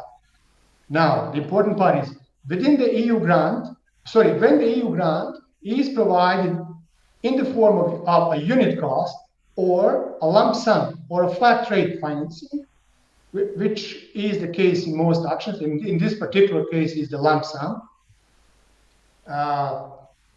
This principle, the principle of no profit and co-financing, are ensured by the Commission for the action as a whole in advance when it defines the rates or percentages of such units, a lump sum and flat rates. The respect of no profit and co-financing principles is generally assumed, and therefore now it's important. Applicants do not have to provide information about sources of funding other than the EU grant, nor do they have to justify the cost incurred by the project. I think it clarifies the question, at least I think it's clear. In other words, co-funding is requested. You have like a 10%, you have to, but considering the lump sum is not, they do not ask for the proof of payment by the end of the project. It's implied. Co-financing is implied. You just state that you will finance, but you do not have to justify the cost of co-financing, which makes your life much easier. So, in other words, don't worry about it. Okay, so thank you so much. So just to conclude this presentation. Sorry, I think Aida had a raised hand. I don't know if she wants to ask a question. Aida, do it. Okay, Aida, the floor is yours. I saw her hand before, but I don't know if she still wants to ask the question. I don't see her hand. Okay, Suad, if I may just maybe conclude this presentation, I was thinking to a little bit more, just in few words, elaborate the strand 1 newcomers. What are the newcomers, and maybe to send them a message, some motivation. You mean you want me to do that, right? Yeah. Okay. Yeah. So well, the strand 1 is new. It's a novelty in capacity building. Yeah. Well, it's. For me, I was really very pleased when I saw this new strand 1, and the reason why I was pleased was because I realized the difficulty that some higher education institutions, especially the small one and the less experienced one, they had faced, and they told us many times during the last many years. So they either did not have enough capacity to get into the network, or management capacity, or project skills. Now they got this opportunity. It's a new window for them. It's really good. It's great because who is closer to the fire. But now they have a special strand which is dedicated to those who are less experienced, who are new. So it provides a chance to them. So I just ask them to use it. It's a great opportunity, and if they use it, it's basically they can see it as a first door to the Erasmus Plus program, capacity building. They can, of course, they can skip it. They can go directly to the strand 2 or strand 3.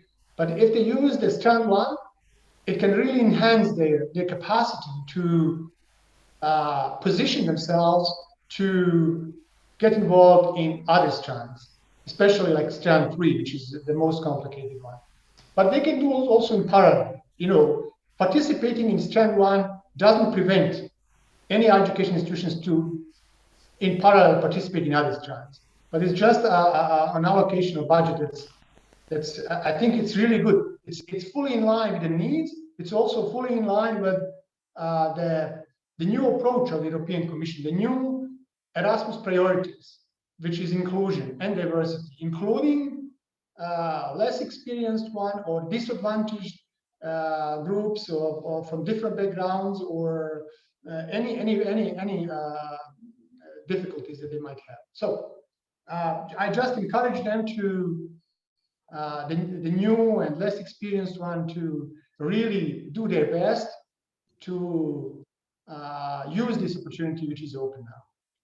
Okay, thank you so much, Suad. So I would like just to say something that you cannot find in the program guide, but what I heard as a message from the European Commission related to the newcomers, strand 1. So it's just that they do not expect miracles. They just want to see you in Erasmus program as a part of the Erasmus. So please, just you are a newcomer, so you don't have experience or too much experience. So just get idea, put on paper and apply. So if rejected, it's no harm done. So, but you tried. So this is kind of message from me for you. So thank you. Now, because we don't have, we are totally out of time, I would like just to ask Suad shortly to present virtual exchange in higher education. So, and then we will conclude the event. Okay, I will do it in a very, very shortly. Can you see the presentation now? Can you see it? Yes, we can see it. Okay. Thank you. I'll try to really make it very easy and very clear. Okay, first of all, what are virtual exchanges? These are totally new, a totally new action. It was not available before, and it's basically on online people-to-people activities that promote intercultural dialogue and soft skills development. And it's aimed basically to enable young people from the field of higher education, also from the field of youth, or both, to have a basically to meet virtually, and basically it works in small groups, and always virtual exchanges are moderated by a trained facilitator. It's done, as I said, online, fully online, but it's professionally facilitated, and they should be easily integrated into, in case of youth, non-formal and formal education and courses, also in higher education courses. But how it started? It started in 2018 with a project, and I always laugh when I see this project, because it was developed in 2018. So when the proposal was put in place, I think nobody predicted the COVID pandemic, but they seem to be predicted it, and actually they somehow envisaged this, and this project is perhaps the reason of this pandemic. Just a joke, of course, but anyway, like if you click on this link, you will have an opportunity to see the details about this project, which is called Promotion of Social, Civic, and Intercultural Competencies and Enhancement of Critical Thinking and Media Literacy. It involved only the southern Mediterranean region, and it had a consortium, and the budget was quite generous, 6 million euros. And based on the results achieved, they had 30,000 participants. And you see the large number, because it's easy. The virtual exchange is easy. It's you have as many participants as you wish. Of course, the topics can be different, but either, you know, basically culture, racism, environment, any topic. But what about new features? Okay, they had this project and they figured it out. It would be good to have it as an action, a separate action. That's why they now developed a separate new action for the Western Balkans and a couple of other regions. And as you see, for the Western Balkan, the budget is 1 million. And you have other regions. And for this year, it's just the beginning. They said they will increase the budget, hopefully.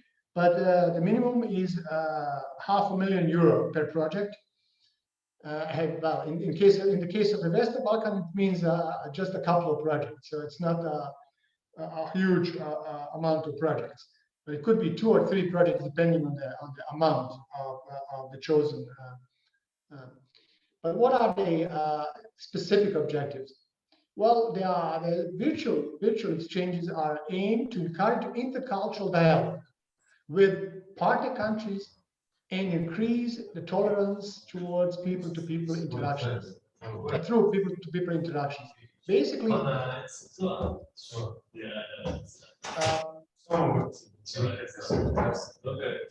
I think someone needs to mute the microphone. Okay. Sorry, I hear some voices. Okay, now it's muted. Okay, thank you. Basically, as I said, it's aimed at encouraging intercultural dialogue and promoting various types of virtual exchanges that will allow young people to benefit for these interactions. It should also enhance critical thinking and media literacy through the development of digital skills that are needed for the use of virtual platforms. Of course, digital skills are important, especially nowadays when in addition to these virtual exchanges, we have many other activities which are implemented online. So they become even more important, as I said. But they can also focus on the youth dimensions, because the target audience are higher education participants from the field of higher education, but also from the field of youth. What do we expect to achieve? we expect to have a wide variety of activities, which are possible basically, but they all have to have a learning dimension. They're online facilitating discussion, for instance. There could also be trainings, online trainings of youth workers, or online facilitated discussions as part of higher education courses. So you have higher education regular courses, you dedicate some discussions to facilitate these. So, and again, training for university professors, staff, for which so it's not only for students, but also staff can take part in these exchanges. They all have to be interactive and online, and should be focused on cross-border exchanges. Of course, the existing platform should be used, and participants are based on the countries where the organization is from. So, and we also were told that the equipment, although it's formally eligible, the person in Brussels in charge, she advised not to plan for purchasing equipment for virtual exchanges. Only maybe the very, very limited equipment that's fully justifiable, but not really, because the rationale for not buying equipment virtual exchange is because they should make use of the existing platforms and the existing technology, and also considering the fact that the virtual exchanges take place virtually, there are no other costs related to travel or any other costs related to that. So no equipment is foreseen unless fully justified and necessary. Okay, when it comes to the application process, I will just say they provide a link, and then it will lead you to the application documents. You will see here the timetable. The deadline is 22nd of February.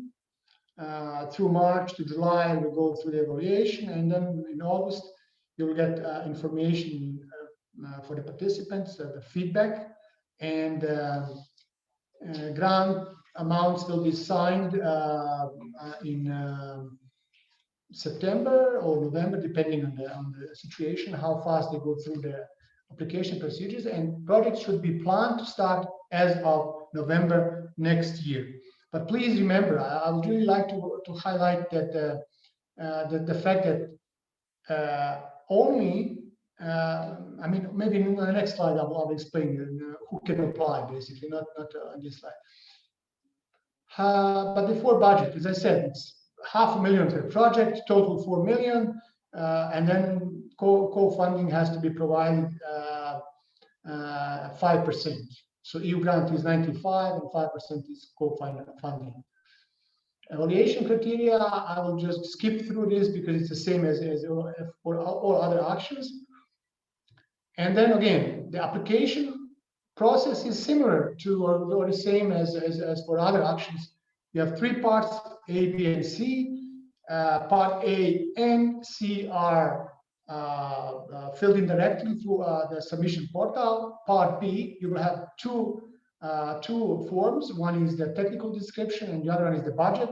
You will download it, you will fill it in and upload it to the system again. And then when you submit, it will be submitted. All 3 parts will be submitted through the online submission portal. So what's the role of participating organization? As the coordinator can be basically any participating organization that submits proposals on behalf of the partner. It can be either in EU member states or third countries associated with the program, but it cannot be from Bosnia and Herzegovina because we are third country not associated with the program. We can be only partners in the project, not as applicant or coordinator. So, of course, you can have full partners or associated. The difference is full partners can have access to funding, but associated partners, these are the organizations that have some roles in virtual exchanges, but are not considered as beneficiaries and they cannot benefit from the grant financially. But they do provide some values to the project.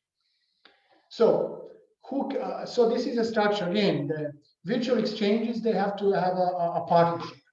It cannot be, it's not a mono-beneficiary agreement, it's a multi-beneficiary agreement, meaning you have to have at least 2 higher education institutions from more than, from 2 or more different EU program countries, and minimum 2 higher education institutions or from 2 or more different countries within the same Erasmus Plus region. And or you can also have youth, minimum 2 or more like youth organizations from 2 or more different countries, and 2 youth organizations from partner countries from the same Erasmus Plus region. So in other words, either youth organizations or higher education institutions from the eligible regions. But as I said, we can be only partners. So your task is to look for potential applicants or coordinators from EU program countries or associated third countries who will take you as a partner in virtual exchange projects, consortia. And of course, the number of organizations from program countries may not be higher than the number of organizations from partner countries. And this rule is actually valid also for capacity building projects. So you can never have more in your consortia, you can never have more partners from EU and associated countries in comparison to the third countries that are not associated. So we are privileged in this as well. Award criteria is similar to the others. 15 is the minimum, but threshold is 30, but you need to have at least minimum points 15, 10 per each of these. So total 60 and out of 100. And then award criteria will be based on the quality, of course. You have to be concrete, as was suggested this morning. You have to be very concrete, and you have to concrete. You have to describe the objectives of activities. Pay attention to integration of activities and consistency. Pay full attention to the award criteria and etc. Quality and impact as well. So this is very brief for from me. And if you have any questions regarding this particular action, please let me know. And keep in mind, this is new for all of us. We've got lots of things that we will see how it works. But they said it worked quite well for the region, that they had it as a pilot project, and they hope it will work for the other regions, eligible regions as well. So let's see. Thank you again for your attention. Thank you, Suad. I will stop sharing now. Yes, please. Okay. Okay, so is there any question for the virtual exchange?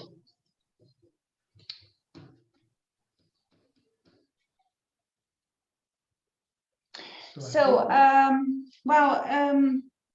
I would like just to say to everyone that today presentations will be published on our webpage. We will send an email to you. We will send an email to you just with this information. So you have a lot of usable links there. Also, I encourage you to check this pilot project, to read about it on virtual exchanges, just to have some more information on how it worked. So thank you so much for your participation. We as National Erasmus Office are here for you. So please be free to contact us via email, or we could organize field meetings, Zoom meetings, or whatever to support you in the process of development of your project proposals. So I will just give a final word to Suad to conclude this event. Thank you. Suad, the floor is yours. No, thank you. I would really just like to thank you all for your participation. And I really appreciate your being here. Your participation is important. And I also want to thank you for all your contributions that you have made in the past or throughout the Tempus and Erasmus Plus. It's really very, very, very appreciated. And as I said, we are here to help you. We are really supporting. Our role is to support you, and we will promote the program, and we will try our best to encourage you to apply. And if you're eligible to be an applicant, but if you are not eligible to be applicant, then you can be a partner. But if you have any questions, it's important really to just please feel free to contact us, and we will clarify those questions that we know. But believe me, we had we also people from the national Erasmus Plus offices, also from executive agencies and national contact points from the EU member states. We had in the last 2 weeks many info sessions, and we are a bit overwhelmed with the amount of information because the core was just published, and so many rules and exceptions to the rules. It's a bit confusing for all of us, but as I said, as the time passes, it will become more easier to understand, especially the new terminology, lump sum, I don't know, new strands, and all other rules. But please check the instructions. There are many useful information on our website. Also, in the presentation, the links that you provide in the presentations are there, very helpful. Please read all of these documents as much as you can. And if you have any questions, you can always approach us directly or the colleagues who presented each of the actions. And it's better that you understand it rather than make some small mistakes which will make your application ineligible. Like that would be really unfortunate. But again, thank you so much. I really appreciate all your participation and all your support. And I really hope that you will be involved in new projects and new activities. And there are many of them open now. And maybe one just last piece of information. As I mentioned at the beginning this morning, we have also some other opportunities open for Bosnia and Herzegovina as a third country not associated with the program, including opportunities in the field of vocational education and training, youth and sport. So we have capacity building project in VET, capacity building in youth, and capacity building projects in sport. They are all open to our institutions, and I encourage you really also to promote these opportunities within institutions that you think may be interested in such. But we will do it later. In the next couple of months, we will try to promote these opportunities as well. Unless you have any other questions, I really want to thank you again to all of you for your participation and your support, and I wish you all the best with your projects. Thank you. Thank you. Thank you, Suade. It was very useful. Bye-bye. Bye-bye. Thank you. Thank you to everyone. Bye. Thank you. Bye. Bye-bye.